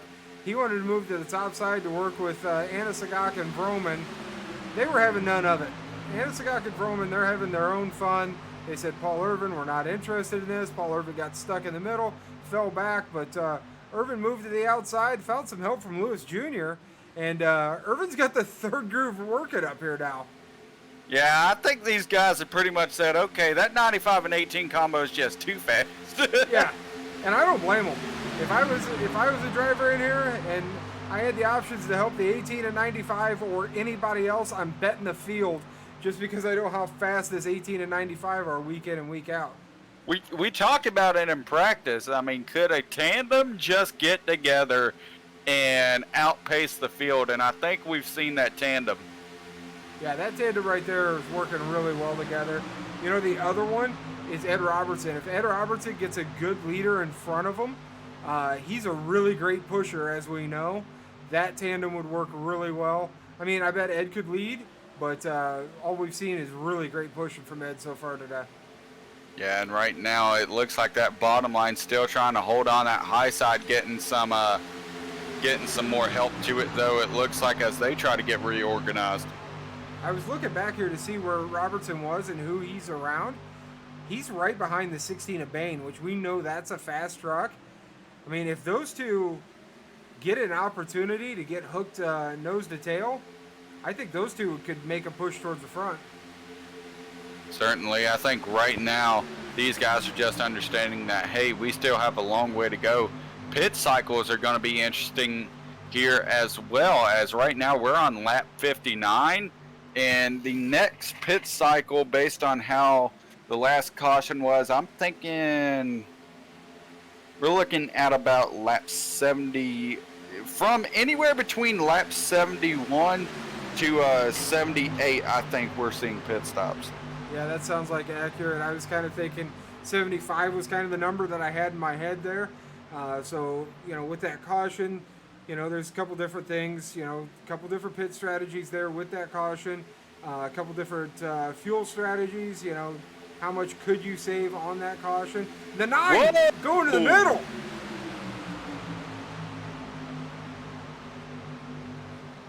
Middle line now working. Roman and Anasagoc tried going up there to pull that high side, and they basically said, bye-bye. Yeah, not interested.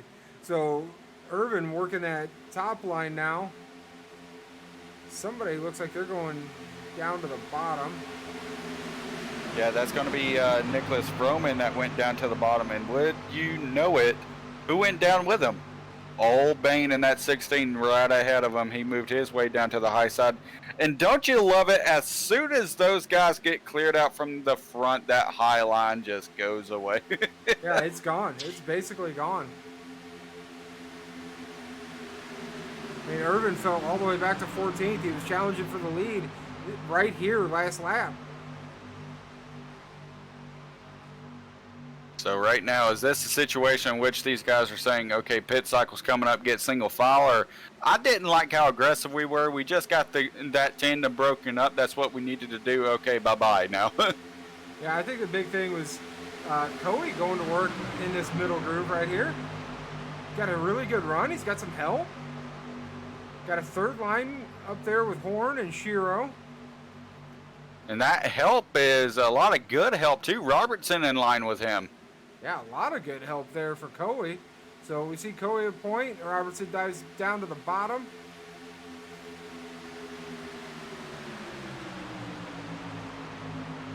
Right now, I think soon these guys are going to have to start looking for a home there on the bottom. Yeah, Shiro here in that yellow truck, he needs to fall back in line, get in front of his brother. Hope his brother cuts him some slack. Whoa! Near 3 wide they are squeezing back there. Whew. See the 16, the 97, the 33. Good grief. And that 97, he was no stranger to making a tight move right there. He's squeezed there, trying to get around Shiro Bain and the 09 as well. And now he's behind the 24 of Mr. Grandpa Coey himself. And he's leaving the 24 out to dry now. He's saying, I'm going to make it up to the front all on my own. I don't know where he's going. He's going to need some help. He better tuck back in behind that 24 truck because there's not much help coming. Right now, Coey's done a great job, though, pretty much handling his business on the high side up to this point. Yeah, absolutely. He's got the 97 that doesn't want to work with him. 97 won't have it, hell or high water. He's going back to the high side, not working with the 24. That third lane starting to form up. There's 3 trucks there. 16 sees Coey needs a little help, so he's going to try the middle. He's probably going to get up to the high side in that third groove, but look for this 97 to get in behind the 24 and then pull out on him again. Oh, and here we go. Coey might have some help in front of him. Here comes Snyder and Meredith. Meredith ducks back down. Snyder ducks back down as well. But Coey gets a really good run. Gets a good draft. We're 3 wide for the lead up here. Snyder. Oh, contact.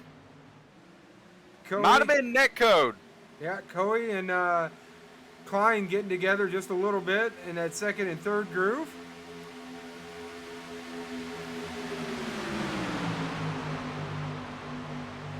And right here, this middle groove, these guys are trying to get together. Pretty good organization in that middle groove right now. We should see them get a good run down the straightaway. As long as they stay tight together. And they don't.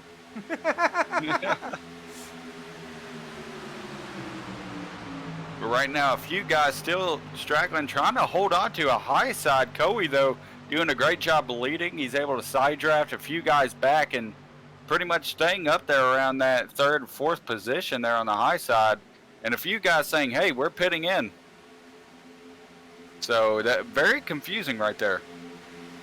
So we got guys pitting now, which with 26 laps to go, they're going to have to stop again, right?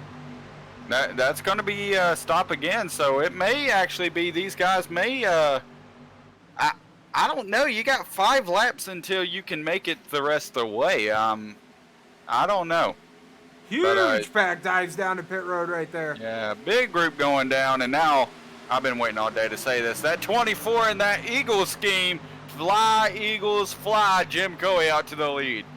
There you go, Grandpa Coey on point.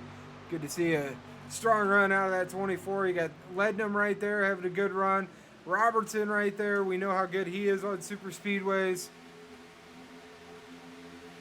We'll see what goes on here. Let's see if the rest of the pack comes in, or if they're going to see if they can push it a few more laps, try to one-stop this thing. Yeah, I mean, it'd basically be the final pit stop. It'd be the money stop here. The guys that we just saw go down, though, they certainly will not be able to make it. Now, they are in two-stop territory, where here these guys might work themselves into one-stop land. And I think if it goes, I'd say myself, and this is just my idea, if you're one of these guys, and right now the 24 and I think the 71 both calling that they're pitting this time, if you stay out, I'd say to about lap 68, 69, I think you might be safe. You might be safe. Yeah, you might be able to save a lap here, but you got to start saving that lap right away. As soon as you come out. Yeah, right away. You know, watch going through the gears, off the pit road, you know, all of the things. Not going to be tacking that thing out at 9,000 RPMs. You know, maybe shift it at 7. Coey coming down pit road, as he called. Ooh, he looks fast. 64 and 37 looked up at, locked up at the front. 64, 37. Nose to tail, 37 going way high, 64 going to the bottom. 16 coming right along. And a number of guys calling that they're going in this time now. So right now this is a consensus from these guys saying, hey, we have to go in. I don't know if they can make it from here even, Expert. What do you think? If I'm a crew chief, my hands are sweating. 64 coming, 16 coming, 18. Another huge pack. And right now, my idea is that if 37, 44, 09 all around on pit road. Oh, man. 44 big damage on the tail. 37's just stuck there. He is stopped there. And that's right at pit entry. And he had to get a tow back. 95's around in his box.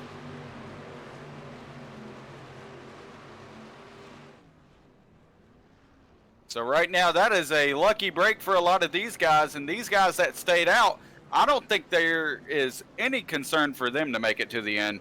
Coming pitting at lap 69, coming to lap 70, I think they're good as gold.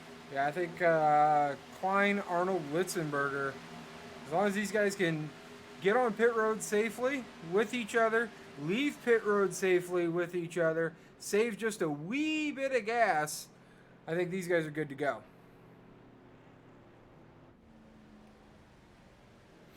There's Josh Arnold coming in. That 22 Arbor truck, 97 Giovanni Klein. Take a look back up here, Ed Robertson.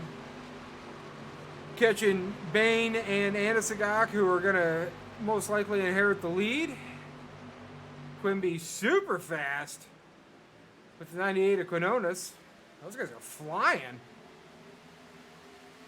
And we have a bunch of separate packs here that have just not really gotten together and formed up very well up to this point. Still trying to get up to speed and see who they want to be with right now. Ooh, Litzenberger just went up on the track on pit exit. That's going to give him an unsafe pit exit. He's probably going to get a black flag for that, which is going to hurt him. It's also going to hurt Josh Arnold because these guys need each other right now to help save gas and keep the draft. So that's going to hurt both of those guys pretty bad. Here comes the leaders around them.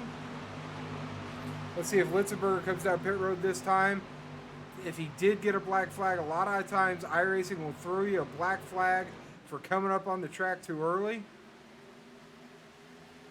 Let's see, does he go down? We're going to take a look here and see. No, he does No, not. He does not.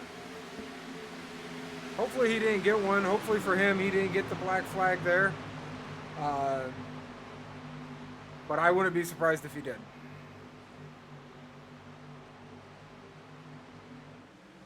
So back out front, we got Quimby leading this thing. Anissa got P2, but I know it looks like Cole's... Look at the Cordona's- run of the 83. Good grief. Unbelievable. The run of the 83, the 9, the 56. A couple one-minded design trucks coming all the way to the front right here. Passing Quimby like he's standing still. Nick Trader's wanting to get in behind Shane Wolf. Those are teammates there. Paul Irvin trying to find some room. And now here comes Coey rocketing to the front. Coey with a huge run up in that third groove. Trying to find his way down, not yet, but maybe on the back straightaway leading this group. And these one mind to design guys is Shane Wolf and Nick Trader. They're lined up together. Drew Trader just a few rows back there on the high side. Yeah, Drew Trader not too far from him. I'm sure as soon as Drew gets an opportunity to get to him, he'll put himself in position to be with Nick and James. And right now these guys, they are pushing all over. That 36 of Quimby, he was giving a little bit of a shove to the 83. Like you mentioned about don't push the pusher, where he's saying, nope, guys, it's go time. 18 laps to go. Probably another pit stop as far as we estimate here in the booth. This is interesting racing right here, man. This is going to be an interesting finish either way. It's either going to be fuel strategy or it's going to be wild. With those, you got your teammates, one mind design, 1-2. Drew Trader once again separated by 2 trucks. So if he gets an opportunity, he's going to get up there to the back of them. Trying to get us back around here. There we are. On Nick Trader, our leader.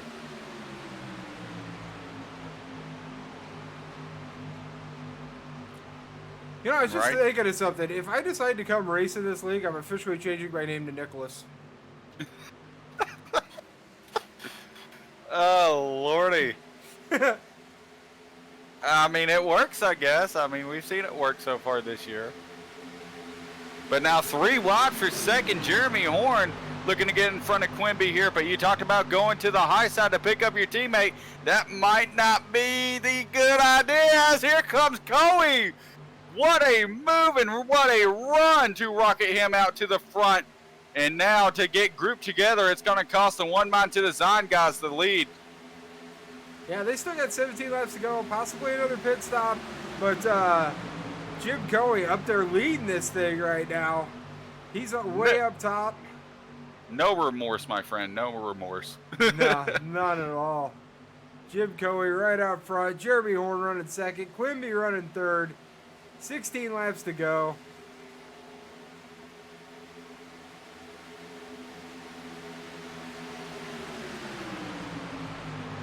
And right now, I'm just looking. Here comes Lewis Jr. with a run. A big run up here to the front as he's looking to get ahead of these guys. And we haven't seen these type of runs all day today. Now, is it because guys are trying to save, or is it just because we haven't seen these guys try to make these type of moves as of yet? It's got to be a combination of both. You know, it's go time. We're within 15 laps to go here. So these guys are really starting to get aggressive, make moves to get to the front. Then again, there's a little bit of fuel saving going on. So I think it's a little bit of both, Expert. Well, right now, I can tell you the one mind to design guys, they're together on the bottom, a few rows back from these guys. And right now, James Litzenberger, he's amongst those guys as well as he tries to push his way towards the front. That 22 of Josh Arnold, we talked about him in the pre-show. He's sitting back in P7. But the 2 guys out front that have just separated themselves, the 69 of Lewis Jr. and the 9 of Paul Irvin. Yeah, working around some lap traffic here. Coey goes down try to get a little draft on them, but this two-car tandem is moving. And we talked about it might come down to tandems. Well, this front pack, it's separated a good bit, my friend. Coey with another big move. Big run here, gets all the way to the back bumper of Irvin. He's going to stay in line. Got Jeremy Horn behind him, 16 of Bain behind them.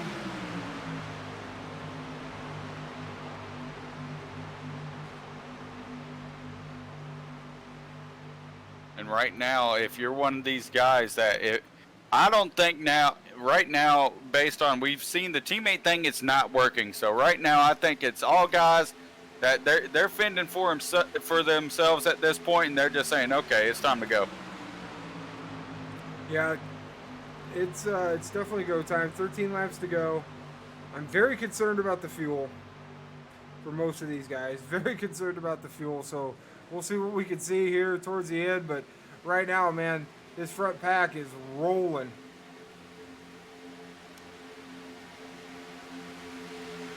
And as we've had two separate packs now formed for these guys, the idea for them is who's saved enough, who has the wherewithal to go. I think the one guy that's safe in this front pack, you got to think, I think it's the 22 that pitted within the range to make it without having to save. So I think the 22 is probably in the safest position right now, as far as fuel strategy. Yeah, I mean. 22, 21 are in the best spot when it comes to fuel. Josh Arnold in the 22 running 7th. Litzenberger in the 21 running 14th. But they might be the best on fuel here. We got 12 laps to go, so we're going to find out here shortly as Paul Irvin is just shoving that 69 down the straightaway. Well, don't look now, but here comes the group of the 1895 and 64. Taking it 3 wide here into 3. Going to be going 4 wide on the exit of 4 with a lap truck. And here those guys come. You talked about the guys you want pushing you. Well, here they come. And you see that 16. He's hopping up to that high side looking to pull him up there. That's a strong pack of trucks all in together right there. 18, 95. Oh, no, 95. Oh, contact. He's in the wall. And caution is out. Oh, man. Let's see if we can run it back from right here to see what happened to the 95. That looked like contact between the 88 and that's who I hear being called. It may not be him, but they called the 88. I'm not sure. No, it's not going to be him. I do know it's a 80 number, so let's see. Let's go up here and see. That's net code right there, man, with the 98 truck. The 98. Yeah, that's just net code. If you watch, I'll try to pause it when it happens. Right there, the 95 starting to get sideways, and you can see there's a foot between those two trucks. Man alive, you just hate to see that. Well, you want to talk about being safe, my friend? Well, now what are we going to do on fuel? Are we good? I think if you're the ones that that had the short pit idea, I think you're coming in this time because it falls right into your strategy. Hey, we expected a caution. Let's go either, top it off or put 4 on, depending on how you're feeling, where you want to be right now. Top it off, put 4 on, and go back out there and get ready to try to make your way through the field. And if you're one of the guys like Litzenberger or Litzenberger or the 22 of Arnold, you're about to be out there on the front row, my friend. Yeah. So this is no takers. Oh, well, here they come, I believe. Yep, here they go. Bain, Quimby, Trader, Shane Wolf, Robertson, Litzenberger, interestingly enough. Shiro, Vroman, of course. Quinones, of course. So Lewis Jr., Paul Irvin, Coey, Arnold, no surprise. Horn, and it's got Cardwell all stayed out. So they're looking what I'd imagine if you went on board with that 69, no engine revs. Let's take a look. Let's find the old cockpit cam. It's running. He's not shutting it off? No, he's running. Well, He's barely idling, that's interesting enough. but he's running. What about Paul Irvin behind him? Also running. Well, these guys are far more confident than I am. Well, we're within 10 to go, so Coey's And we're- clutching it. so we're going to be we're in position now. I think that there's no teammates. We're going to be in for it here because we're going to be restarting with near 5, 6 laps to go, maybe 7. Yeah, Gonna gonna be be fairly somewhere interesting. around 7 to go. And you see Paul Irvin, he's there on the apron, so I know he's probably feeling, okay, I gotta save. He's probably listening to the broadcast, listening to us like, why aren't they saving? But right now, these guys know that they're going to have to get grouped together here in a little bit, get ready to go. I'd expect we're going to hit the 2 to go signal right here. Going to be 1 to go next time by is my assumption. I would say you're correct, sir. So right now, Blair, you're in this position. Where do you want to be, and where do you want to be, and how much do you appreciate racing gloves because your hands are sweating? You know who's in the best spot? I want to hear who's in the catbird. Josh Arnold. Okay. Well, I'm happy about that because he was my pick. So. It's exactly where I want to be sitting right now. I want to be sitting right there, right behind Paul Irvin. We know Paul Irvin's a strong truck. We know he's a fast truck. You're on the top side. We know we could get runs on the top. We know everybody's going to be hugging the bottom. So I want to be sitting right where Josh Arnold is right now because you have so many options. You know, guys like Lewis Jr., Coey, Horn, they don't have options, man. You are stuck to the bottom and you're stuck to the back bumper of the guy behind, the guy in front of you. So they don't have choices. Josh Arnold has all of the choices at his disposal. If Irvin gets a really good restart and drops down in front, oh great, now you're leading the top side. Not a bad spot. If Definitely not with the guy. You have the 18 behind you as the lights are out on the pace truck. I mean, you also have one hell of a pusher too. Absolutely. I love Josh Arnold's spot right here. And you know you're good to go on gas. This top 3 though, not so much. Yeah. Lights out on the pace truck. Let's see if it dives down this time. It does. And here we go. We're going to get green flag action for 7 more laps. Here we go. Green flag back in the air. Lewis Jr. trying to get the jump. The rest of the field getting up to speed as well. That 9 going to drop to the inside. And we talked about it. Who do you want to be with? That 22 and 18 locked up together. And right now, I bet you that they are ready to go. We talked about it's going to be all about tandems, where here comes that 22 and 18 looking to push to the high side. That 9 and 69 having to get broken apart. The 24 and 81 that are locked up have nowhere to go. Yeah, that 22 and 18, they're working really well together on this top side. Made up a ton of ground going down the back straightaway, going down into 3 and 4 now. 22 just about even with the 69. 69 gets a little bit better run into the corner. 18 going to get back to the bumper here, and we're going to see the push down the straightaway. See if the 22 stays high once he clears the 69. And they have Quimby right with him, and he better stay high because here comes the 16 of Bain and the 64 of Ed Robertson up there on the high side as well as Litzenberger. That high side starting to get together there on the bottom. All they have is a bunch of guys concerned on fuel and the one mind to design crew right behind them. Yeah, that topside's really getting organized extremely well down these straightaways. I mean, you see them right there in line. What is that? 6, 7 trucks in a row. Little bit of a hit. Whoa! 18, big push to the 22. Got the 18 out of shape. No big deal. They're back in line. They're back nose to tail. They're just going to give up a little bit of time. Still 5 laps to go here, so no big deal. They're going to get it back under control and get this topside reorganized and moving again. Quimby moves to the bottom.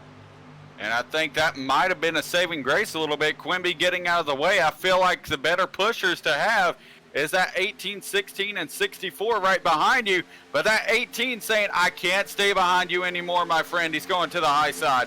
Yeah, 18 making a look to the high side as the 9 is just buried into the back of the 69, making this bottom line roll. Paul Irvin doing a heck of a job pushing Lewis Jr. here, coming to 4 to go. And you know who I'm liking right now? Grandpa Coey. Fly, Eagle, fly. So at that restart, I felt like Josh Arnold was sitting in the best seat. Right now, Grandpa Coey's sitting in the best seat. I wouldn't sleep on that high side just yet, because here comes the one mind to design guys. They're mixing themselves into this one. Oh, huge wreck! Oh, that is huge! The 16 of Bain, the 56 of Nick Trader, that was huge contact. Oh my goodness gracious, what happened here? And it looked Hard like the hit. 56 got clipped. It looked like by Ed Robertson. That's what it's looking like on my end. Yep. That's what it looked like. 64 might have came down just a little bit. Caught the back of the 56 of Nick Trader. Nick Trader hard in the wall. Bain just collateral damage here. Let's see if we can get on the 56. And let's get this chase view again. Here we go. Trader makes it 3 wide. Oh, man. Oh, man. You hate to see it. I'm not sure Ed Robertson knew they were 3 wide right there. You know who's... That was a quick move to 3 wide. Well, you know what driver is loving this right now? Lewis Jr. Vroman's a few laps down. Trader, I feel like after a hit like that, he's got to be laps down. 2 guys up front that I'm going to go ahead and name. Paul Irvin, who is 3rd in points, and Josh Arnold, who is 5th in points. Yeah, those guys are in store for a great points day here. There's not going to be a change in the points lead, I don't think. I think Trader and Vroman are still going to come out of here 1-2. But I think Irvin's going to that may flip-flop, though. Yeah, that might flip-flop, but I think Irvin's definitely going to close some of this gap up to him. Right here, though, a guy we haven't talked about much. You're exactly right. He's probably in the best position. I'd say that 69 of Lewis Jr., I think he's pretty happy right now. Yeah, he's in a good spot. He got a really good restart last time. He's doing an awesome job commanding the bottom. But then again, he had Paul Irvin pushing him really, really strong. Let's see what Jim Coey could do as they get lined back up in that 24 truck. If 64 gets a really good launch, that 9 might be able to get down again and push him. But how long's that 9 going to push him for with only 3 laps to go when we, we're going to be under a green-white checker condition? And I think it's pretty appropriate. We're here in we're here, of course, racing, but it's football night, correct? Absolutely. Well, I mean, the best football games always go into overtime, right? There you go. Look at you.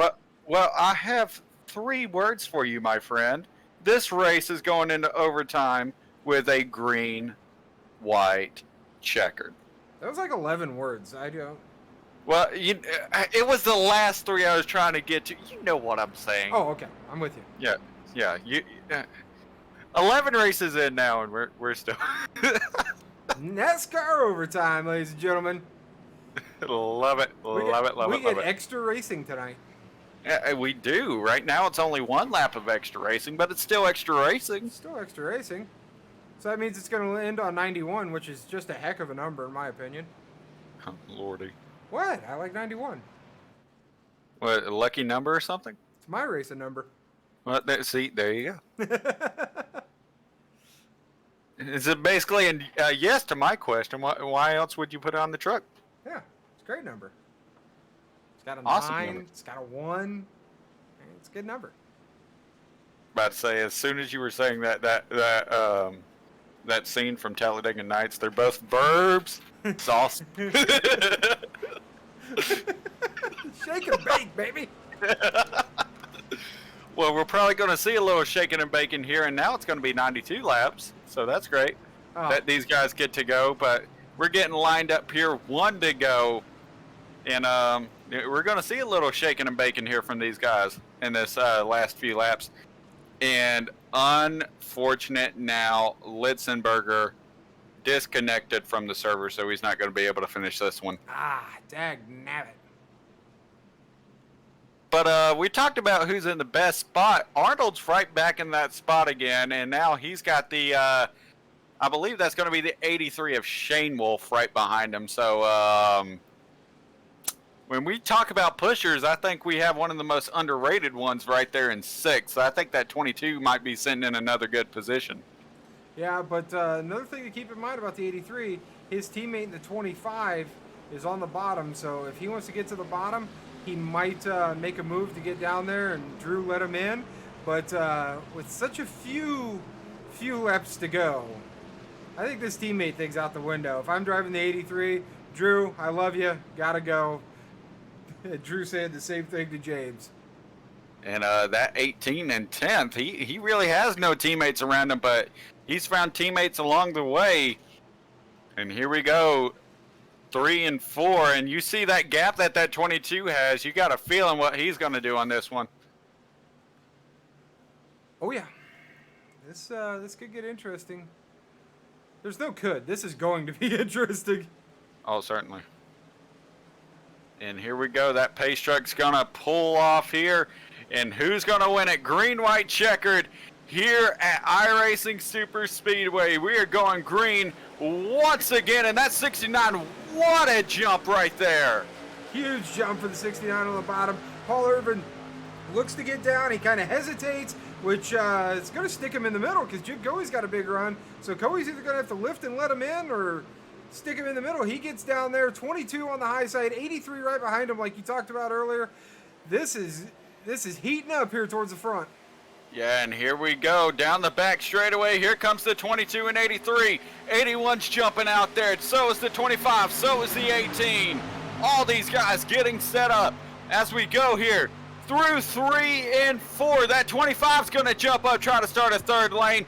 18 staying there in the middle. These guys off of 4. It's going to be a question. What are they going to do? Now pushing once again. 22, 83 locked up as they head down the front straightaway, but that 9 and 69 with the clear advantage out front.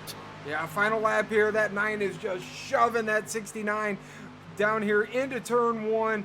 Top side's a little unorganized. 81, 83 got a little wiggly there. Let's see if they can get it back together and come on down the backstretch strong, get this 22 up here to the front. And here we go. Who's going to pull out? That's going to be the question. Where here comes the 22 with a huge shove. Nobody's going to do it alongside of him to try to block it. Now, through 3 and 4 for the final time. These guys all locked together. 83. Now he's going to go to the middle. Who's going to have the run off the corner? Will anybody challenge the 69 of Lewis Jr.? 4 wide for second. These guys getting squirrely, and the 69 will win with Jeremy Horn coming in second. James Shanewolf coming in third as they wreck across the line. Unbelievable finish to that race. Unbelievable finish. We're going to run this back just a little bit here because this coming off of 4, this got really crazy here. These guys making moves, trying to get to the front. We're actually going to go up to a blimp view here at 3 and 4 when Shane Wolf pulls out because this is amazing right here. This is some awesome racing. You see Shane Wolf shoving the 22. 22 moves up. Shane Wolf says, well, I can't move up there with you. I got to take bottom, try to side draft. separates the 9 and the 69. 69's got enough of a run. 24 and 9 get together a little bit. 25 gets bumped up, hits the 22. Big pile up across after the race, but 69 Lewis Jr. bringing it home. And what a win. We knew it was going to come down to the end to strategy. He was able to hold on enough, and now he will end up being our winner. And I think we need to go ahead and talk to some of these guys, my friend. Absolutely. Let's get them up here. All right, let's go ahead and pull in our third place driver of James Shane Wolf. And Shane Wolf, we talked to you in pre-race, my friend, but now, once again, expert and Blair up in the booth. You got a copy, my friend. Yes, sir. I got y'all. All right, man, you brought it home third off that final corner, making that move between the 22 and the 9. What was the idea there? Did you think you had the run to be able to go up there and try to capture that win? I was hoping so. Shout out to J. Paul there, man. I was all over. I was in his rear window, shoving him so hard, and he was able to hold it. He got a little swirly, and the last lap, last corner, I had to take it. Couldn't just ride in behind him. But yeah, man, I was trying to get her done. I just didn't have enough I thought Horn might go with me, but he had an opening there and he took it. So it was a crapshoot. I just didn't have enough there at the end. Well, you still were able to come away with a third place finish. We saw multiple times throughout the race you and your teammates trying to get together. It just seemed to never materialize when y'all needed it to. What happened there in those final few laps that just kept y'all separated and forced you just to try to play a lone wolf type of a game plan? Well, honestly, we all had the same strategy. We were just trying to stay out of trouble. But there really wasn't any teaming going on there. We were all going for it. We all said that. So we were trying to obviously get each other up there and help each other get into a good position to get a good finish. But as far as trying to help each other win, that wasn't happening. All of us were going for it. Well, definitely a good run by you to be able to go up there and get that third place position. Congratulations once again, man, and go celebrate. Appreciate it. Quick shout out. I got to give a shout out to One Mind 2 Design for keeping me looking good on track. And then another huge shout out to Thunder Valley Tavern, Adam Camps, all he does for me. He sponsored me since I started doing this stuff, taking this stuff pretty seriously. He's stuck behind me and been on my cars for going on 3 seasons now. And it's never a question of if he's coming back or not. He does everything he can for me, and it goes a long way. I really appreciate it. Also, Audible Entertainment, another huge shout out to them. It's another one of Adam's businesses, and it's on the rear quarter panel of this car. Again, just multiple businesses all going to the same place to help out the same person.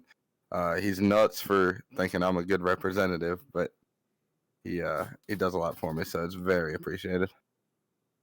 Well, definitely, once again, congratulations, my friend. Definitely happy to see you up here in the booth. Not jinxed for once, so yeah, definitely happy to see that. We're going to send you to General for the post-race meeting here in just a little bit. All right, buddy, appreciate it. Gonna go crack me open a beer. Enjoy this one. Definitely go do that, my friend. All right, and now it's time to talk to old Jeremy Horn, who finished in second. Blair, take it away. Jeremy Horn, Blair, an expert in the booth. You got a copy? Copy. How you guys doing? Man, we're doing awesome. How are you doing? Coming home second place. Tell us about that race, man. Well, I had some ups and downs. The first pit stop, I stretched it and ran out of gas. It cost me a lap. So I was lucky to get that back and just fighting at the end there. Man, that was awesome. I mean, right there at the end, thought you might be pushing Shane Wolf to the win, but then you got an opening to see what you could do to get a run. I mean, unbelievable run to the line, man. Just absolutely great job. Coming back from a lap down, we were watching you all day. You had a ton of speed. What would you say was the biggest break for you to get back up there towards the front? I'm not sure what happened, but there was a caution there after that first pit stop, going into the second pit stop, and that was my lucky break. I was able to get back on the lead lap and race from there, man. There you go, man. Great run, great run. Any shout outs you want to give tonight? Well, just thank you guys for doing what you're doing, and man, that was a good show, though. I hope. Oh man, it was a great show. Everybody out there on the Twitch stream, I'm sure they're loving it just as much as Expert and I have been in the booth, and maybe not quite as much as you. Is that your first podium of the year? Yeah, unfortunately, it is. Yeah, I'll take it. Right on, man. Congratulations. Look forward to seeing. Oh, we're off. Are we off next week? We're off next week. Enjoy your week off with your second place, and we'll get back to it the week after next. All right, man. I appreciate it. All right, buddy. Take care. All right, I'm going to send him up to General as well for that post-race meeting. And now, the man, the myth, the legend, Mr. Rowdy Burns himself, Gary Lewis Jr. And, you know, oh, Lordy, I've been wanting to have this interview for a long time now. I have wanted it. All right, Mr. Lewis, it is Expert and Blair up in the booth. You got a copy? Yes, sir. Yes, I do. Well, you put that 69 machine there in Victory Lane, and I know it's been a long time coming for that one. And we can hear you heavy breathing, my friend. Yeah, How does it feel? Dude, this is up there for me on iRacing. I can't believe I actually. First off, got to give a shout out to Paul. If it wasn't for him, he was helping me the whole race. Me and him were working together the entire race, and even though he was in a Tennessee car and I'm in an Auburn car, it just proves SEC people can get along. Well, we saw that tonight. We also saw you pulling out the strategy. Was there any concern on fuel or anything coming into that last little bit? Honestly, at first, I completely forgot that we used 3 greenway checkers. So I knew I was good for 1, but if it was any after that, I would have had a bit no matter what. So very happy that it went green for that greenway checker. Definitely. And what did you think about the calamity that happened behind you off of 4? Did you knew you had it 1 at that point, or what was the idea right there off of 4? You see them get 4 wide behind you. To be honest with you, I don't even remember the last lap. It was a blur. Like, if they would have had that beat monitor that they had on Hamlin, mine was probably at 200 beats per minute. So I just know I knew I had a shot once I saw the 83 make it 3 wide coming out of 4. That's when I kind of had a feeling that I had a shot. Well, definitely it was great to see you go up there and get that first career NNR win, my friend. Any shout-outs for you? Just, everyone that runs the league, you two especially, for what you guys put on here. It's a great show. I love watching the streams after the race. This one will probably be my favorite to watch, but I mean, everyone in this league, it's a great group of guys. I mean, we have bickering here and there, but everyone's pretty respectful for everyone. I wouldn't want to run in any other league at this point. And also got to give a shout out. I know he had a bad race, but Dustin Carroll, he's the one that designed my paint for tonight for my Auburn truck. So got to give him a shout out. Well, you heard it here first. Definitely want to congratulate you once again, my friend, and we're going to send you up there to General for the post-race meeting, my friend. And I just got to say, can't wait to run the All-Star race. That was all I was worried about. Yes, sir. There he goes. He was wanting to run that All-Star race. You're going to catch it here in 2 weeks. But, Blair, for here and now, any final thoughts on the action we just saw here tonight? For a super speedway race, there's we talked about it, about the big one, and we kind of joked pre-race off air, what's the over-under on trucks finishing this race, and Nick Trader and I were joking yesterday about how many cautions we were going to see. There's a lot of jokes about that.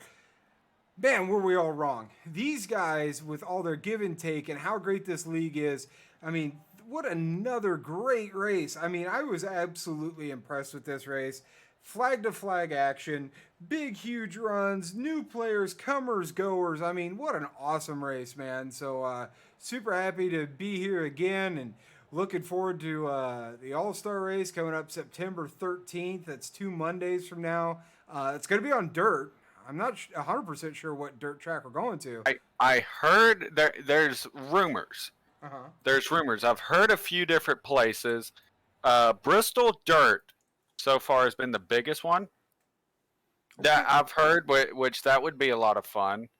I also heard the idea that there was a different dirt track. I'm trying to remember what that was. I think if I'm correct, I believe it was Jesus, I'm trying to remember. It's a it's a lot to I believe it was I'm trying to catch up with it. I think it's something to do I don't even remember. I gotta look back and talk to some of these guys, but definitely I've heard Bristol. That's the biggest one I've heard up to this point has been Bristol. So Gonna be exciting either way. Whatever dirt track we get these trucks out on, it's definitely gonna be an exciting race. Definitely, you're exactly correct. And you know, I just have to ask you. We're 11 races in. And right now, Pete's saying out there in chat, they're saying Charlotte Dirt. So, ooh, that'd be cool. Charlotte Dirt might be where we're heading to. So, definitely a lot of fun calling tonight. And, whew, that was a wild finish. I will say that one. We've seen a lot of those so far this season. But once again, for everybody at One Mind to Design in the NNR No Name Racing League, especially here on iRacing, and everybody at Expert Racing Network, all of you viewers that tune in every week, we want to thank you guys so much for your continued support, and we will see you next time. Peace.